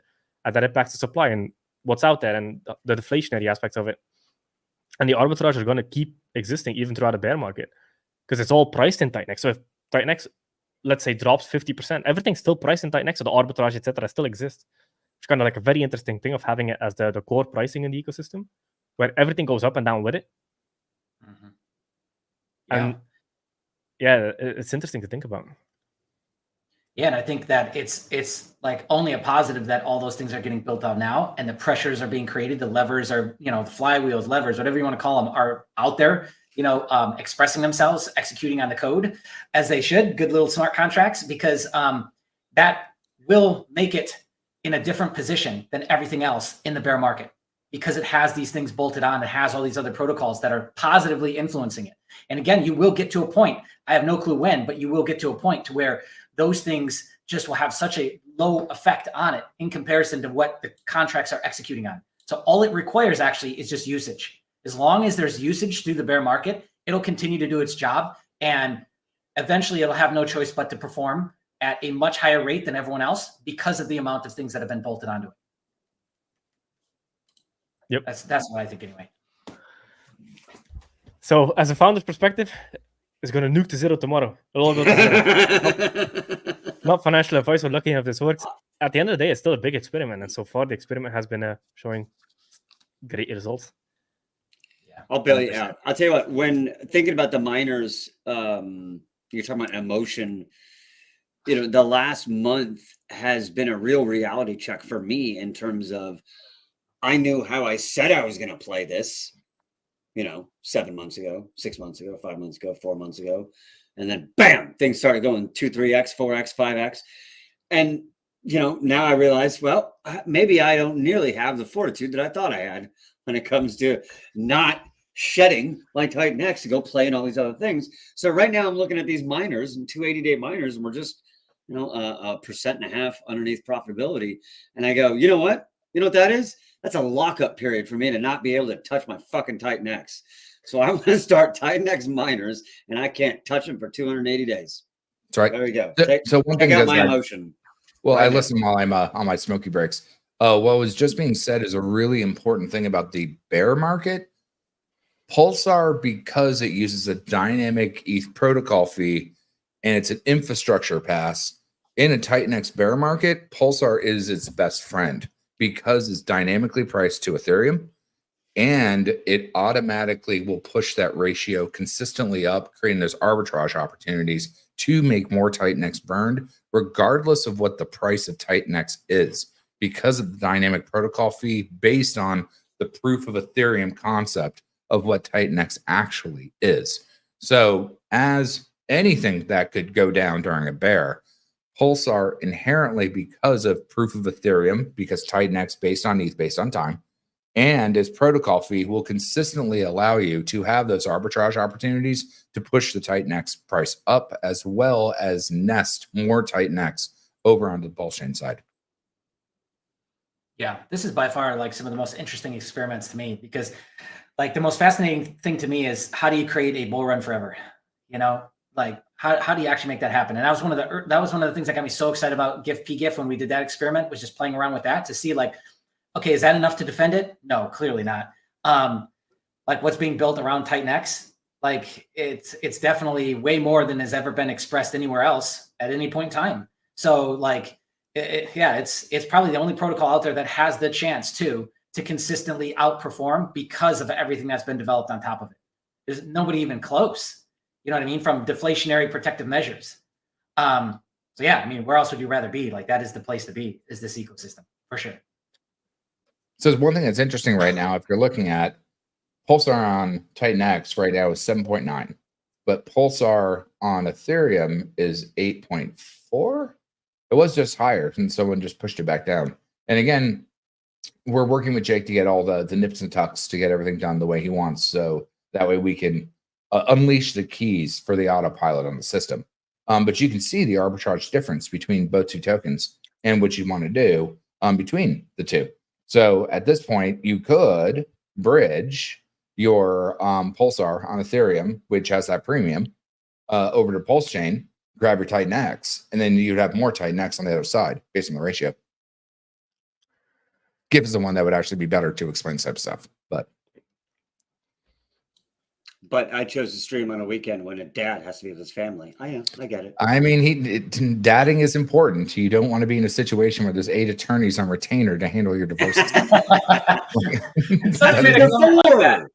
is not a good place. For TitanX developers, there's going to be lawyers on retainer for TitanX developers.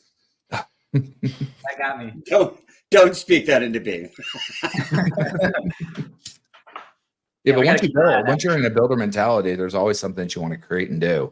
And then creating Jake's always been a proponent of a healthy work life and, more importantly, life proactive balance. And it is tricky to do that because once you're on the hook for delivery on multiple things, it's hard to pull yourself away or putting those lines in the sand on when you take time to do that. And that was one of the bigger things with us and our team is, most people outsource their actual developers, whereas GIF went from being a founder as a tourist to give feedback to being lead developer. And that was a lot of work from his point of view to having to handle all of those things at the same time.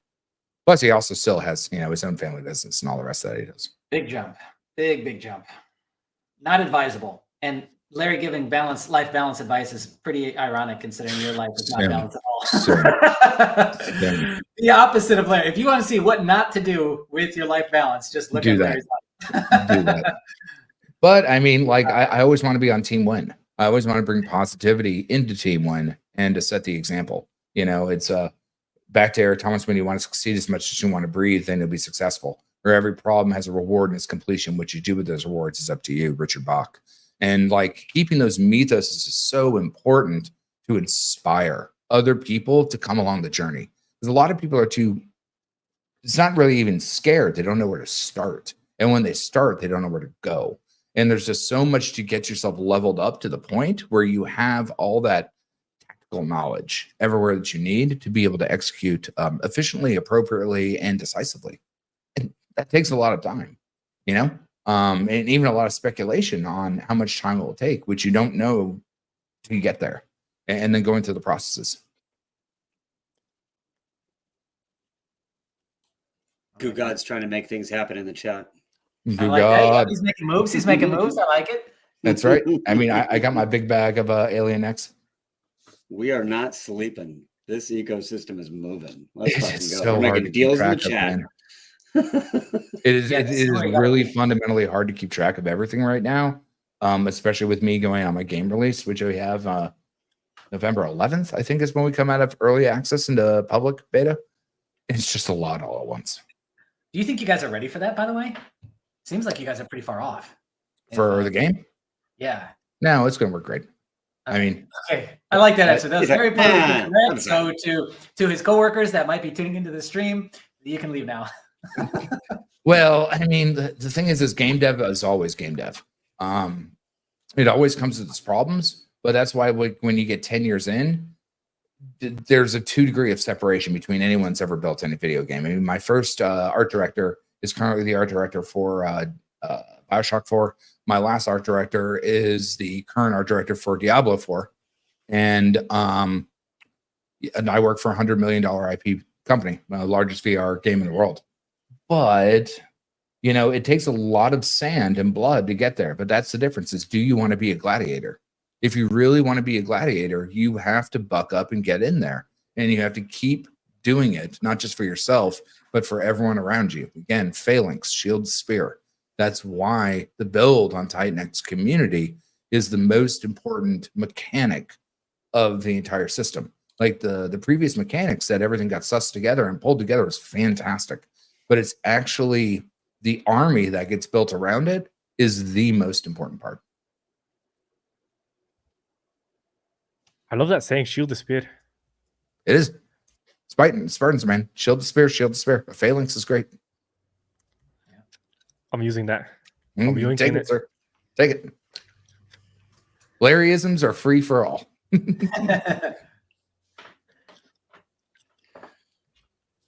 there anything else you guys want to why talk there's about? an A, green, and Pulsar? I believe we I don't mocked remember it if looks I good. did that. Well, I mean, I'm 'Cause it pretty looks good, sure. that's why. Well, my buddy Burton, Guru Abyss, he does the UI UX for banks. One of the best UI UX guys in the world, and we worked together 13 years ago on a metaverse in Unreal 3, and I believe it was based on your A, Jake. I'm pretty sure we did that, but that was 8 months ago, and time doesn't exist in 8 month cycles in crypto. Yeah. On I what know. year? Year 8. No. It was 8 months ago. That we built the white. It was, I think, November. We started building everything, and then we got our branding done around December, I think. So yeah, 8 months ago. But I'm pretty sure that A is based off of your A, and that's why we put the green on there. Ah, okay, yeah. I completely lost context there. I was like, my A. No. Where are we going with that? Well, no, they're talking about the green A in Pulsar. Like, why is it green? Oh yeah. Yeah, because the font language that Burton built, I believe that's based on the same font style that you used on TitanX. Yep. Nice. Yeah, I like it. Yeah, I think people just need to realize Pulsar is an arbitrage system. If you get that, you're good. Everything else happens in the background, and the rest is basically for builders and if you want to LP, etc. But the main thing is it's arbitrage. Put X in, get X out, use it for LP, you do whatever you need to do. There's going to be a pool created on Pulsechain. That's all users really need to understand. You don't even need to know about Pulsechain if you don't know about it. Yeah, you don't. And on top of that, like Jake said, it's what's going to be built on Pulsar. That's where it gets crazy exciting, because now you're no longer on the infrastructure pass. Like, the infrastructure pass is meant to, like we talked about earlier, if TitanX goes into its bear, Pulsar can ratchet it up because it's a piston, right? And so what's built on that piston automatically works incongruent on two different chains. That's crazy, though, with the TitanX on 369. Like, there's so much happening within the next 2 months. Like Hydra. Oh my God, I'm so excited about Hydra. Like, Hydra is really fucking cool. And then the Vortex comes out in what, Christmas Eve, December 24th, right? Roughly it's day 98. Which I believe is Christmas Eve, if you're looking from the launch date to then. He's already it could be that. He's like, I'm telling you, it's this day. I'm pretty sure it is. It's 65 days from now. So that's... I always use Google for that shit. So 65 days from now is 25th of December. Yeah, Christmas. Christmas. Nice. Everyone's Nice little Christmas present. Yeah, Did you do that on purpose? Just a lucky... Because Hydra essentially coincidence? is one of the more fundamental mining complex systems that we have currently besides Hyper, right? Yeah. On the root layer. Yep. I think Hydra is in a massively cool position because TitanX is in the middle. Because even now, the mining ROI on Hydra is still around 300%-ish. And that's with TitanX going down 50% against its TitanX ratio. So in essence, once it goes back to its TitanX ratio it was before Hydra launched, that's 600% mining ROI. Right. There's that lever asset in the middle. That Archimedes lever. I fucking love it. That's what our entire ecosystem is built on. Just understanding liquidity pools, understanding value leakage, making everything route through the right pools, and levering against each other. Because with the same buy pressure, if you route through two pools, you basically get twice the buy pressure for the same economic input. And you can take that to the nth degree. So I think we're going to see some fucking crazy shit. Shogun is taking it up a level. Well, what I find is really interesting is when TitanX launched, it had a lot of shade, and now it's the blue chip on everything else that was created, right? And when you're looking at these ROIs, it's not the immediate ROI, it's when, right? Because technically the ROI is based on price, it's based on fluctuations and parameters, but it's when everything moves together as the tide rises all ships. That's when you really, it's not just the ROI parameter, but when a flywheel actually executes into a different flywheel to actually build it up. There's no difference between a steam engine and a nuclear power plant. The difference is the accelerator on what boils the steam, right? To build the pressure. So it's when and how fast that happens in between each other. Can you put the link up in the chat for Pulsar? For the minting page? Yep. So right now, Jake wanted us to move everything from the GiftX side, and we are having a problem between my Bluehost giving the damn domain to the where the secure Vercel servers is. So we bought a few different domains, and once we get the V2 buy and burn to where Jake wants it and all the rest of that, if Bluehost is being silly, we're just going to announce it on a different domain. So if you're looking at where the minting page is right now, it's going to be pulsar.giffordware.win. If you're looking for the Git book or the white paper, you can go to pulsar.gitbook.win. If you're looking at the old flowery white paper, which it isn't technically needed anymore, you go to pulsar.win. But what we're doing is we're trying to soup and nuts everything under to the same user experience that everyone else has together. So we're building all that up, and as our team does, we do it live. So we're waiting on that stuff to get done, but it is in the right rails, in the right direction to make sure that everything is done in the proper processes that need to be where they need to go. Okay, so we'll pass that link out once it's ready. So that was a very long explanation to say there's going to be a new domain, and the old domain is this one in the chat. Thank you. Yes. There you go. There you go. But if you want to get to the minters, it's pulsar.giffordware.win. Yeah. Yeah. But we'll have a new link out soon, is what he's trying to say. Correct. I mean, you speak very eloquently, but sometimes I'm like, wait, okay, what was the point again? I am not I'm not the person for simple. I am not the simple crime. Hey, you know what? That makes me think of there was a time where I had to do a company write-up on this proposal we were doing, and it was in my section of the company, so everyone was like leaving it to me on whether we were going to do it or not. But it was like I was reporting directly to the president of the company, and so he's like, "Hey, give me a write-up, and then we'll go over it before the call." And so I spent like a whole fucking day, and I made this like 3-page write-up, like bang, bang, bang, just everything everything I wanted to say. And I hop on this call with him with the people, and he summarized it into one paragraph.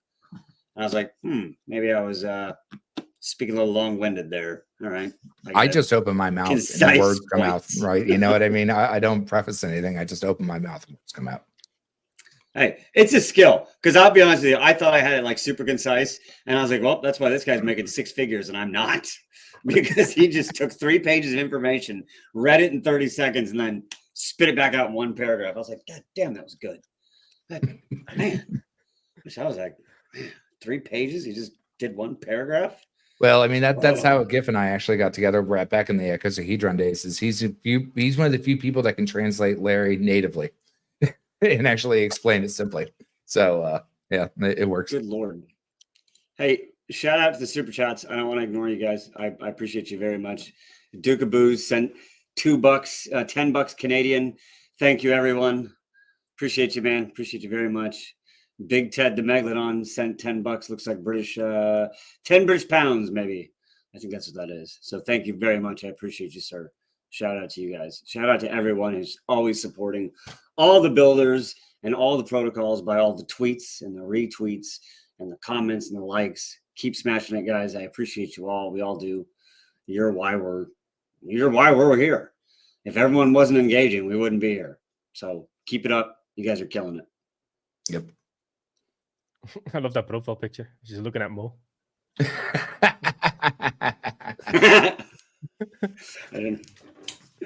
was like, what do you mean? Oh yeah, he is looking right. Hey, it's better than the meme that the Jake X page made. And then Marco was like, wait, why am I looking at Mo's ass? Because his eyes were locked. I didn't see down. that one. Oh, it was great. Yeah, it was one where we're all dancing in the field.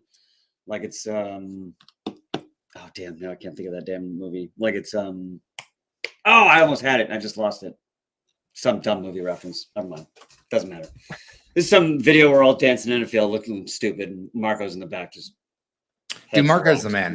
Like the guy has gotten so much hate and shade for so many times by just speaking the truth. And for what? Never being wrong.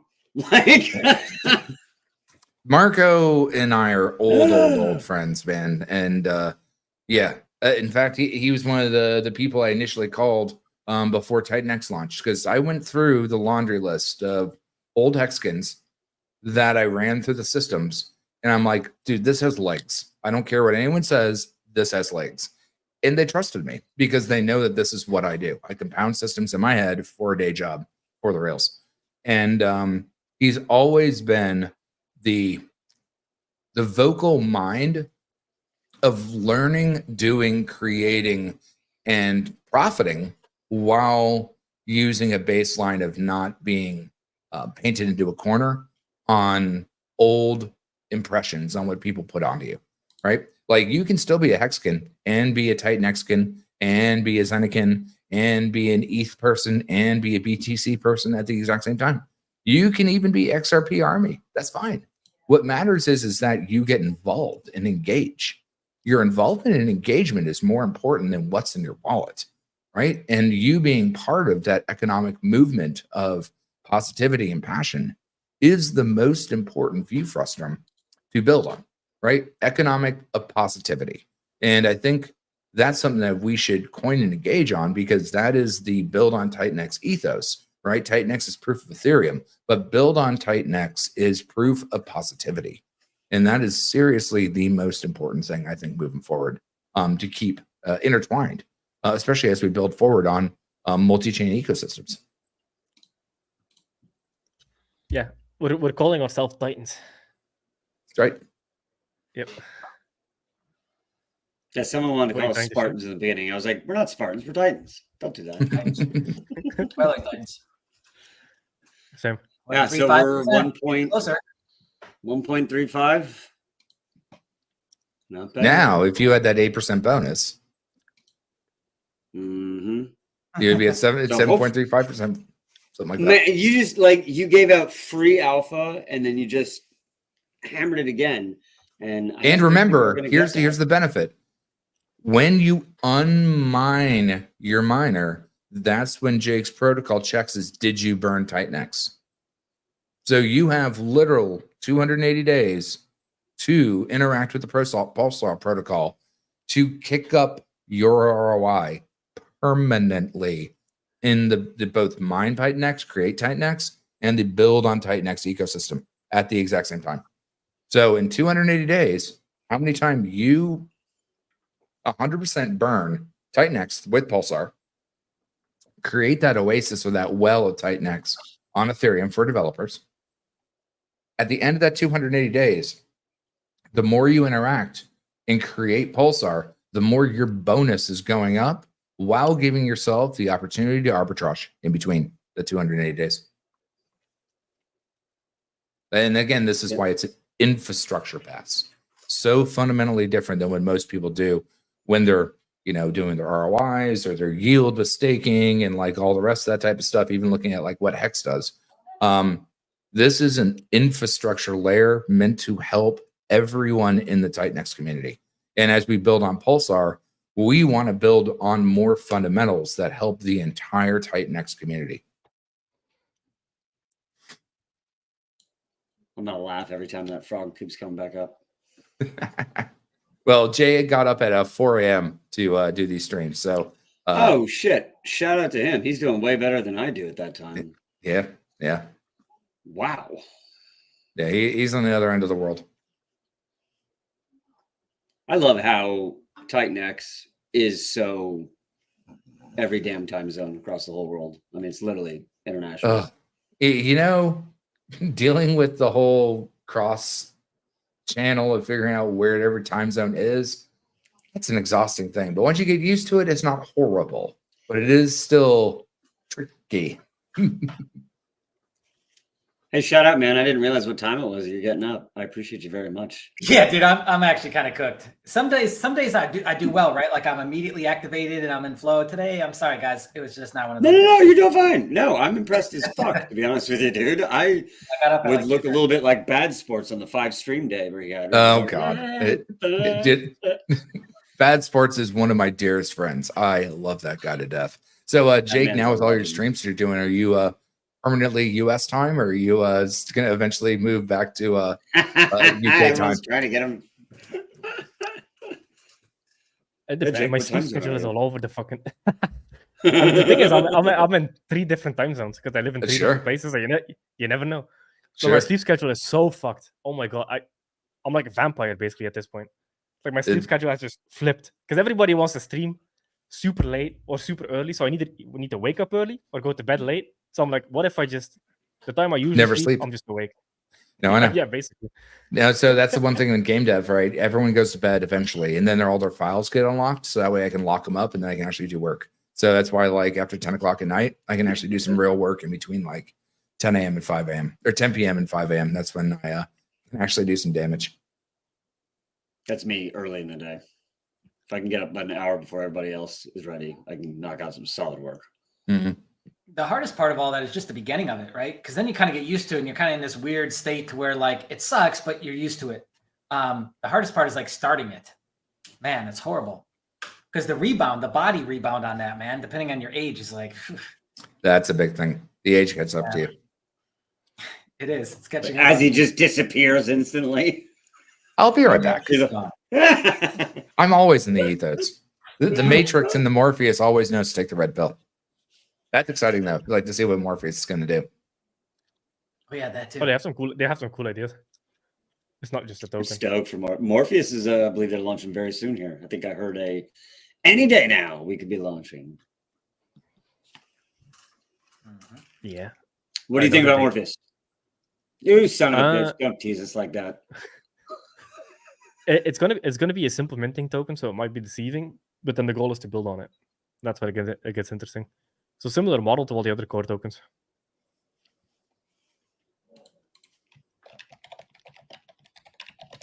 What do you think about Lotus? Cool. I basically like everything. There's a bunch of stuff launching. You have Lotus, Morpheus, Phoenix, which is built on Inferno. Mm-hmm. All the pillars. Fucking hell, Jesus Christ, Steve. Steve's just like, fuck all you guys. Yeah, pretty much. Enjoy. He's leaving the TitanX system in the dust, man. Jeez. Bull run. I'm going to change my hashtags to no kidding, right? Run from now on.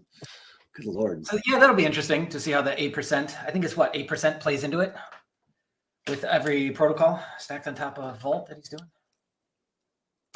I think it burns the input token 10%. So whatever. So the pillars are all based on the input tokens. So it's the build on TitanX tokens there. So Vault is based on TitanX. You enter with TitanX. The pillars are based on the tokens they're built on. And then he has some very interesting mechanics with like I did a stream with him. I think it was yesterday. Like in the middle of the stream, I was also with AI, and we were talking about the Nexus. So he has a Nexus built in, and it's kind of like a circulation of value. That's where it gets really interesting. So I'm curious to see how that plays out because that might enter Shogun because Shogun is also going to benefit Volt. That's wild.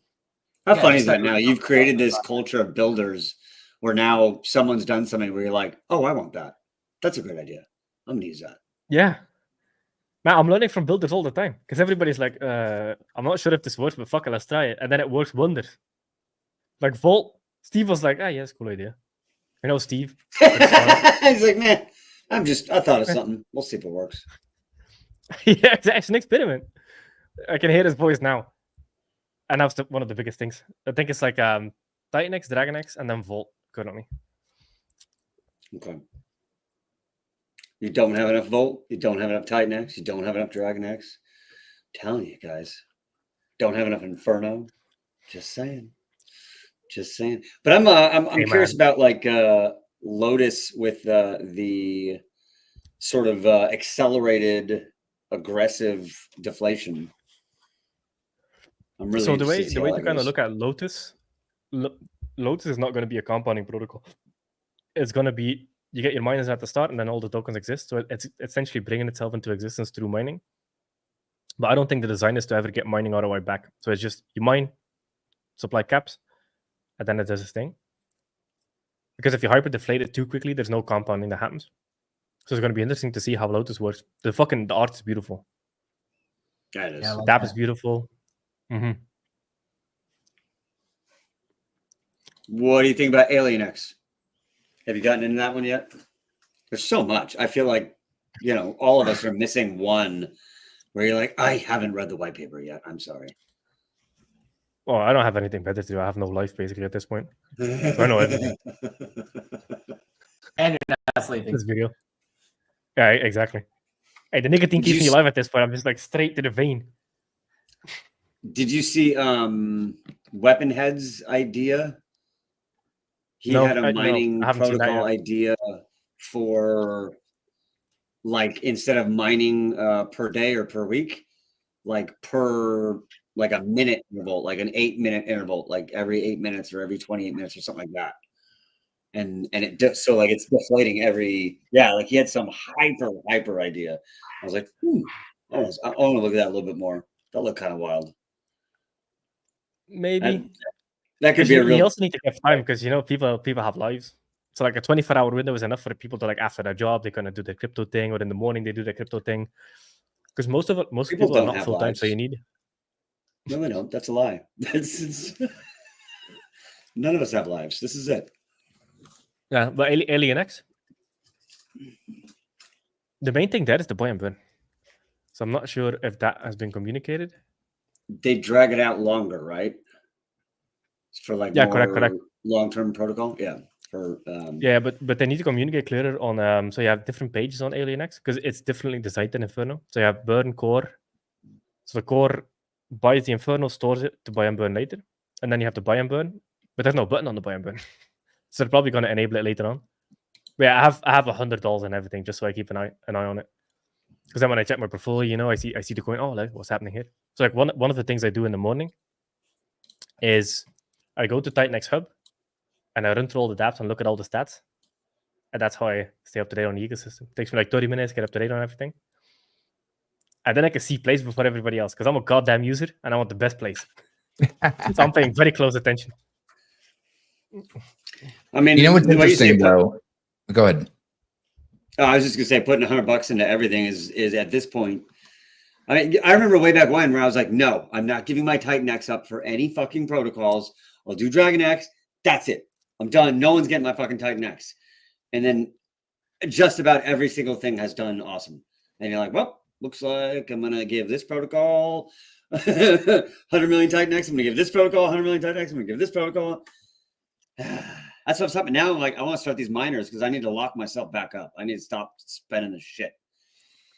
Well, I mean, that's different when you're doing the miners. You need to bring ETH economic energy in. Whereas what Jake was just hinting at, with protocols that go hyperdeflationary really fast, what you want to consider from a systemic design is what can that token be used within a different protocol's use case to give it prestige. And that's that prestige aspect that you can't tell a billionaire no, again, because you have something that was only created within a very faceted amount of time.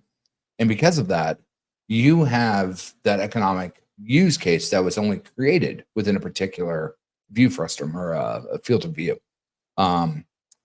That's very, very interesting thinking and skipping 6 months down the line when you have these economic protocol use cases that you can implement into different places because you were there during that particular amount of time, just like Dragon X, like the ultimate blue chip.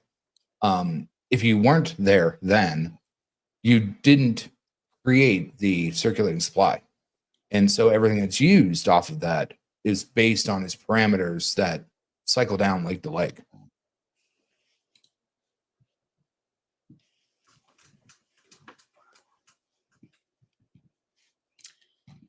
What can you give us any alpha on anything else that's not announced, but that's coming in the sense of maybe what it's built on? Shogun, everything. Ah, damn it. I'm trying. Doing my best over here.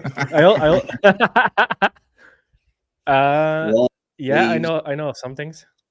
I know you know some things. That's what I'm trying to get you. I'm trying to get you to say. Share those things. Share those. Trying to get you know many things. Share something is what he's trying to say. You know many things.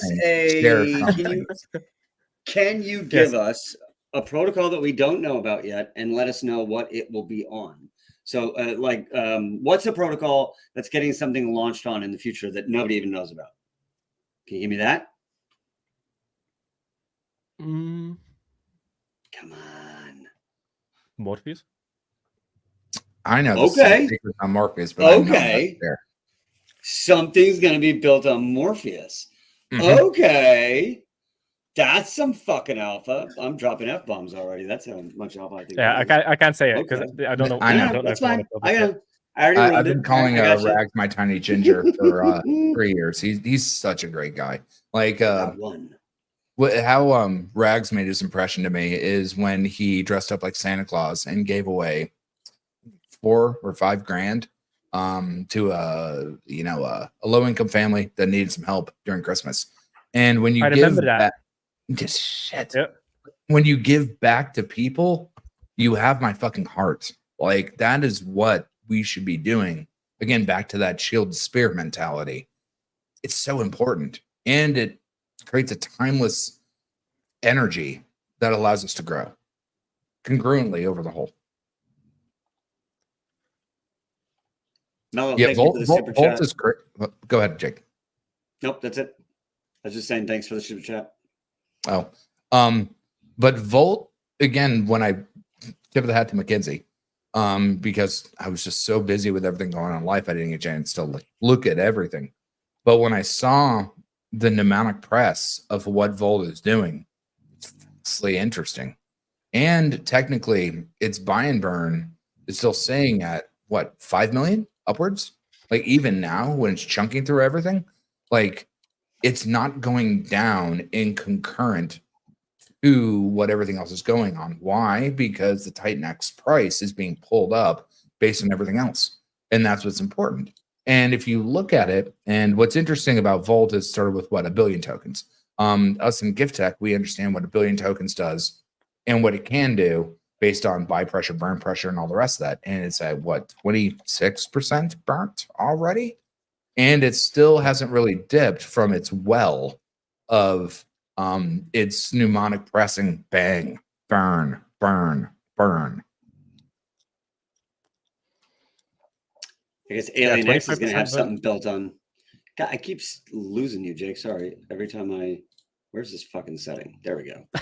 I have one setting that will allow me to do comments without taking someone's face off.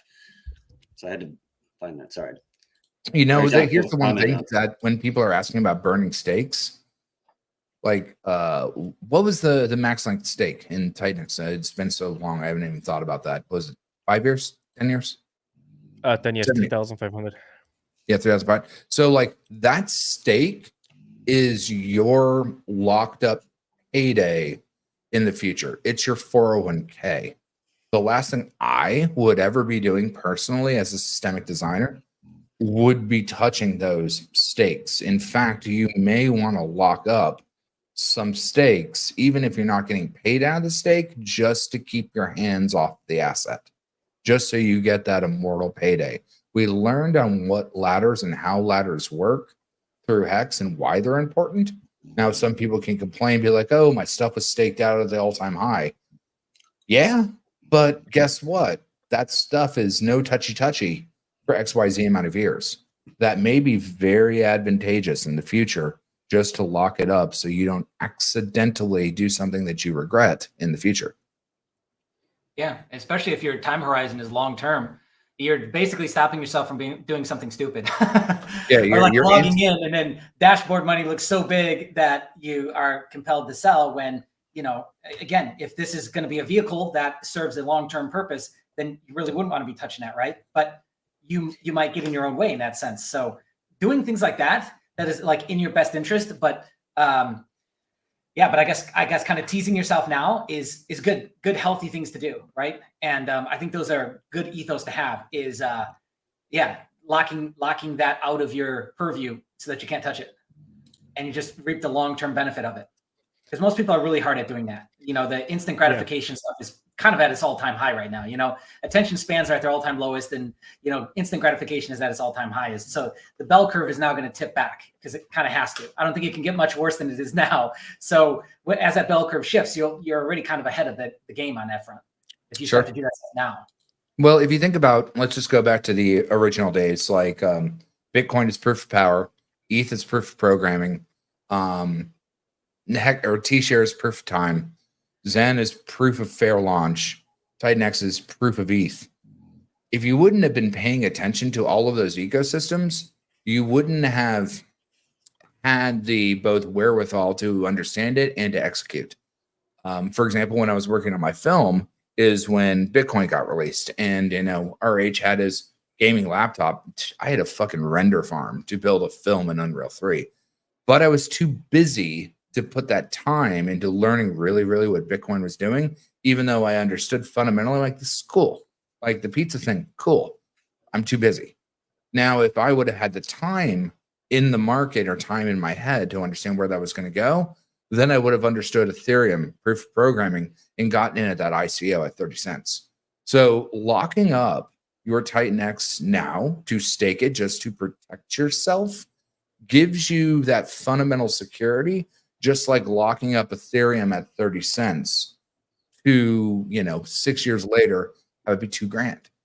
That's the fundamental thing about using a tool with this proprietary of how those tools can benefit you, whether you understand them or not. And that's also excluding bear or bull markets, right? Because when you lock up those things to protect yourself, same thing as a 401k. I don't know what you guys have over there in the UK, but I'm sure it's the same damn thing, that you have ways to invest that you don't get to a particular time, so security, all the rest. But making sure that you protect yourself from yourself is just as important as taking action when the time is needed in the current day. You want to do both. You want to actually actively DCA or participate in current things that are going to benefit you, but you also want to make sure that you put something away that's going to be there later on down the road. Again, the mythos of Pulsar, taking half of what you do and removing it from the ETH outer rotting pool.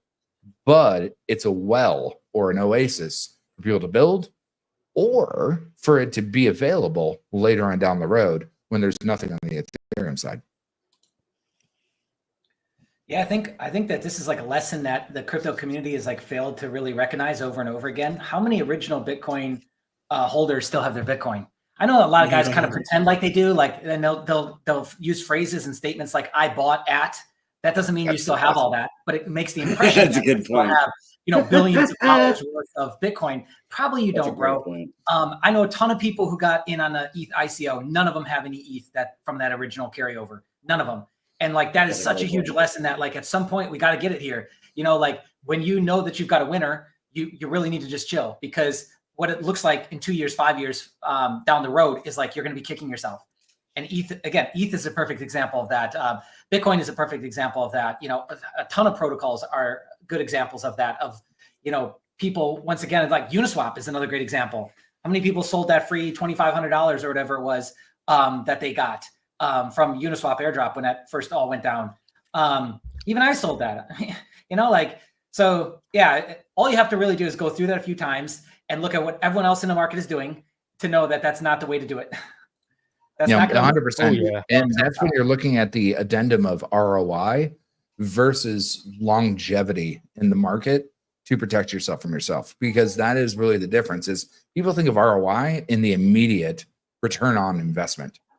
That really doesn't come into the longevity of, I had Bitcoin at $30. I know back in 2017, 2018, when I retired from the gaming industry, because I was just fed up with the ZeniMax meat machine, that people would show me all of their old Bitcoin they had in the Silk Road days, or all the rest that would have done. And I'm like, okay, well, you understand it now. Why don't you reinvest? They're like, oh, I missed the boat. I'm like, no, you didn't. Like, the whole ecosystem hasn't even been fundamentally built out. And that's 2018. Think about where we are 6 years later. And if you would have continued to put, even not your economic energy, but your knowledge hat on and learning and watching streams and reading up on what is going on, you would be ahead of the curve in knowledge. And knowledge is the most expensive token in the world. Wisdom is how you use it, and time is what you don't get back. And so those fundamental use cases together are so important to digest. So even if you are fresh to TitanX and you're like, oh, I missed the boat. No, what you do need to do, even if you don't have money, is watch the streams and pay attention. Like, because that is the most fundamental currency, is knowledge. Now, maybe you're not in the financial wherewithal to have stuff. I mean, I wouldn't say go get a loan or any of the rest of that to invest, but you need to at least take that time to fundamentally level up your brain and who and what is going on, how to interact with different things. Like, for example, getting onto Pulsechain, the bridge is kind of obnoxious, but when you get used to it, it's not that bad. It's 30 minutes, but it is kind of silly. You have to understand is what is IPFS? What is all these other things? Just like at the end of the day, do people really understand what an MEV bot is and why you need to switch your mainnet to something else? No, they just do it because it says do it. The instructions say do it. But do they understand it?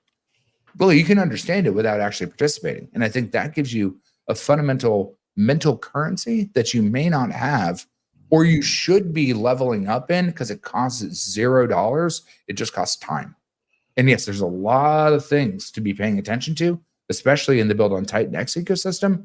But at the end of the day, each time that you're adding to that liquidity pool of brain knowledge, no one can take it away from you. And you're consistently able to fundamentally pivot faster than those that are just starting out on what is a Bitcoin, right? What is DeFi?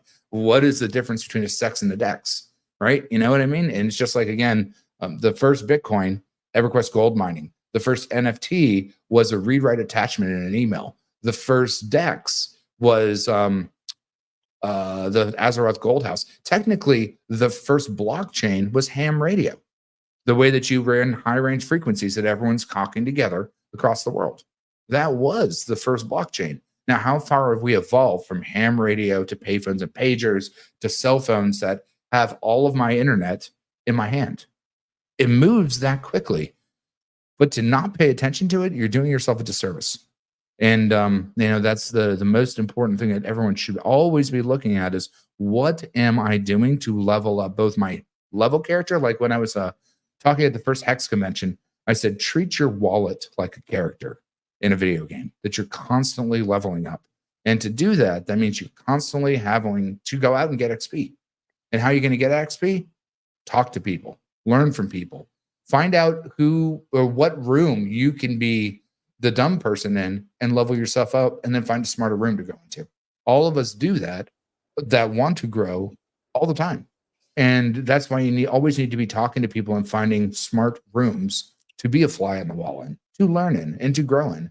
And most of those people that are highly educated in this system want to have other people grow together. It's not a snipe-based mentality in DeFi for all. It's a we, not a me. In short, is we're gonna have money. Use your time and get involved. Get involved in the ecosystem and in everything right now. No, knowledge is another key thing, to everything. Another thing to kind of add on to that, I made a tweet today because I feel like guys like us look at crypto differently than the average person. Because they see crypto as gambling, which, to be fair, 99.5% of it is. Like, you have these very rare cases like TitanX and other like longevity assets. Meme coin, fucking hell, that's gambling. That's cocaine, gambling, whores all in one. Like that's the fucking. I hate it. That's a clip right there. Yeah, but I like this idea of just-in-time liquidity. So I essentially have almost all my wealth in crypto, and I just liquidate some into USD when I need it. It's like having money in a bank account. You don't run to the bank every day and be like, oh yeah, I'm depositing all my money in the bank to cash right now. That's not how it works. You just use the bank whenever you need it. And I'm the same in crypto, because you either store your wealth in fiat or you store your wealth in crypto. And crypto has way better fundamentals, tokenomics. It can inflate, because inflation is essentially just invisible taxes on your money. The Fiat is essentially a shitcoin with an anonymous minter nobody knows about. It's a shadow figure with an unlimited supply. And as you hold fiat, you become poorer with every day, every month, every year that passes. So looking at crypto as your bank account and just generating just-in-time liquidity if you want to buy a car or if you want to pay for your rent for the year or whatever you do, then okay, you liquidate some crypto, but you keep it in. Because I see so many people just, I see this all the time. I look at wallets, and instead of just taking chunks out, they're like, all in, all out, all in, all out. I'm like, what the fuck are you doing? I know. I've learned from that lesson out in hot potatoes so many times. Yeah, it's just fractions. 100%. And you have to learn from experience, right?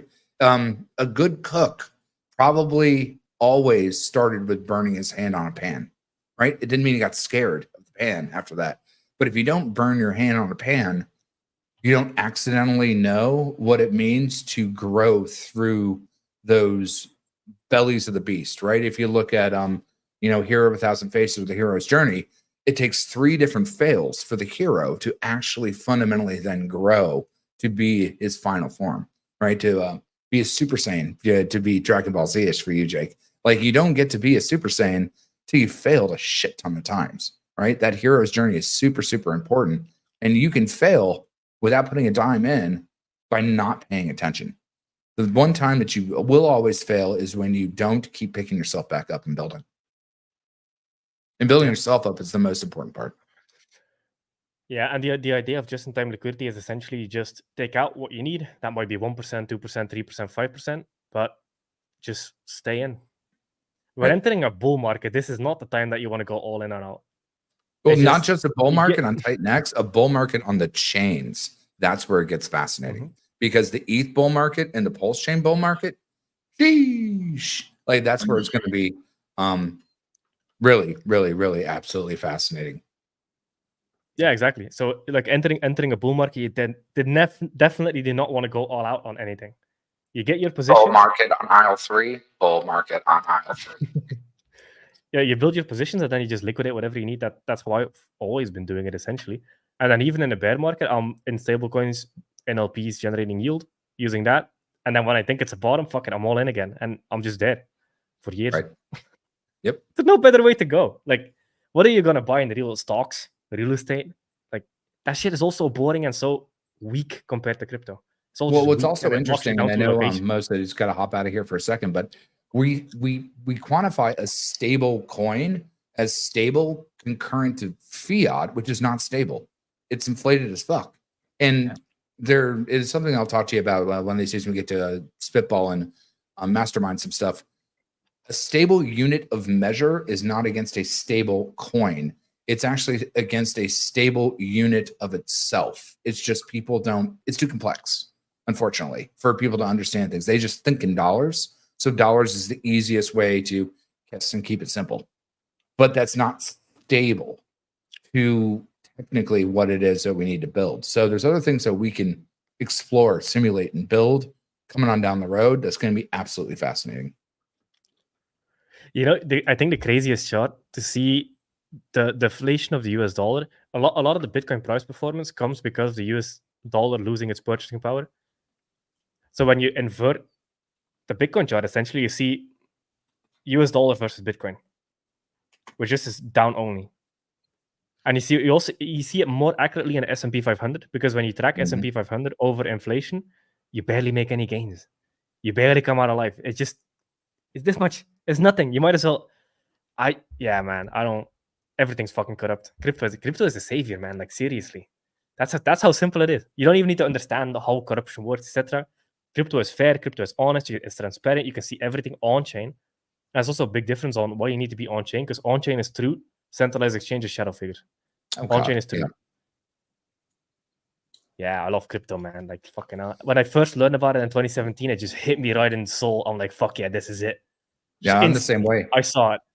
Well, what's funny is in 17, I was in all the crazy Ponzi's, and funny enough, was in Maximus J's Discord, learning about trading for the real time. So when I got my money out of my Regal coin, and I was transferring it to Coinbase, it was right during the fork of Bitcoin to Bitcoin Cash. And at that point, it's the first time I've ever had real money in my life because I have $250,000 of student loan debt.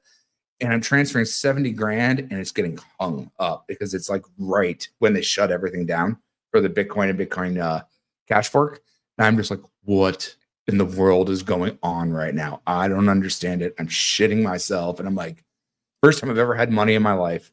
First time I've ever seen anything. But what I realized is the Ponzi of the glass ceiling of where we live, from healthcare to investments to any type of user first based systems. We don't have that. And if you're not taking part in it now, you're missing the bull run of your intellectual and wisdom and charismatic future that you can have. And piecing off that treat your wallet like a character so you get out of that forced glass ceiling that's impressed upon us.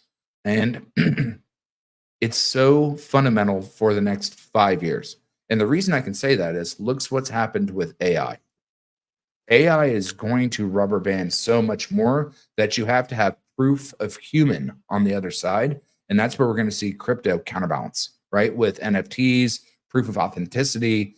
I mean, look at like, Three Body Problem. The next book is The Dark Forest. And why is no one out there? Well, we also have the dark internet, which is how many things are actually bots. How many people that we're engaging with are, auto created opinions.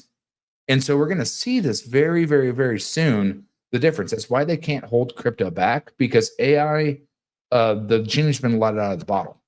And interoperability, self-sovereignty, and immutability is the only counter to auto-generated content, auto-generated videos, auto-generated images, air quote, fake news type stuff, whatever it is that can be built.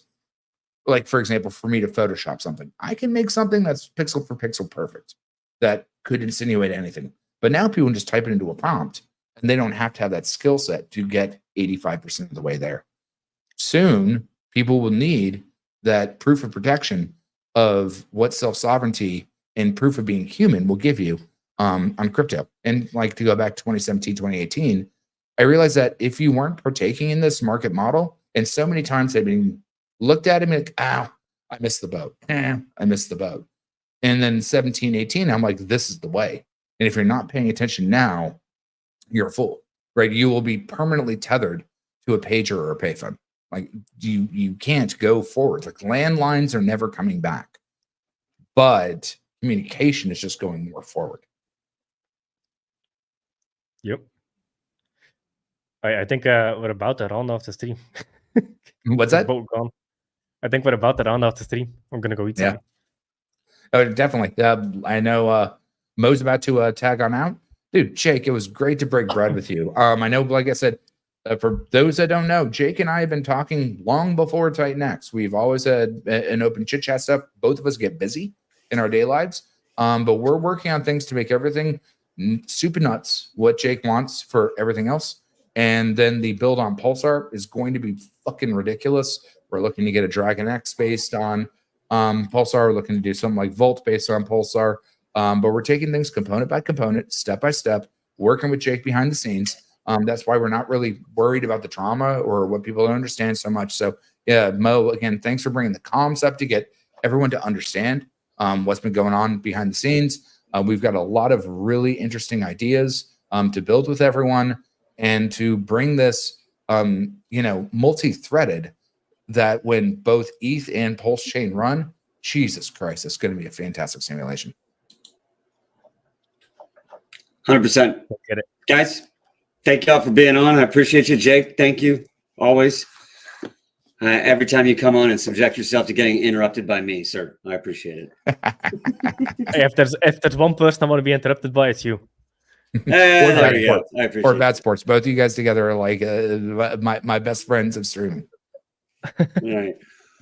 Guys, we got the TitanX conference in 6 days.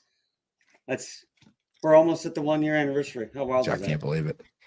Yeah, time flies, huh? In crypto, 1 week is a year. And then when 1 year goes by, you're like, Jesus, that was fast. Yep. Yeah, 100%. Exactly. Volt, for example, is completely off topic. But Volt, I looked at the website. I was like, what the fuck? Volt is only 19 days old. It feels like it's been around for like 3 years at this point. It's a crypto war time. The buy and burn builds every day. I mean, I'm sure that's not going to happen every day, but every day I look at it and I'm like, the buy and burn's higher than yesterday. It's actually maintaining stable at like 5.3 million or something like that, which is fantastic. How much it's pressing every fucking 5 minutes.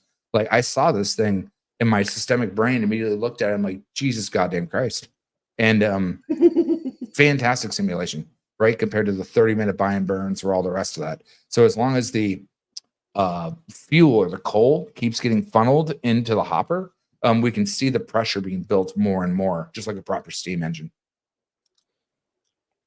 100%. I think we lost Maximus. He may be asleep by now. That's okay. Like he literally woke up at 4 to do this. So let's call it, guys. And again, thank you so much, Mo, for building the springboard. Jake, as always, a pleasure, my friend. We'll be doing a lot of talking behind the scenes, getting everything nicked and tucked. And I've got a lot of ideas I want to run by you. And for all the Build on TitanX people, love to chat more. And we'll keep this flywheel going. Hell yeah. Thanks, Let's guys, get for it. stopping in. Appreciate you. Everyone, have a great day. Stick around for the TitanX conference video. Have a great day. Peace. Take care, all.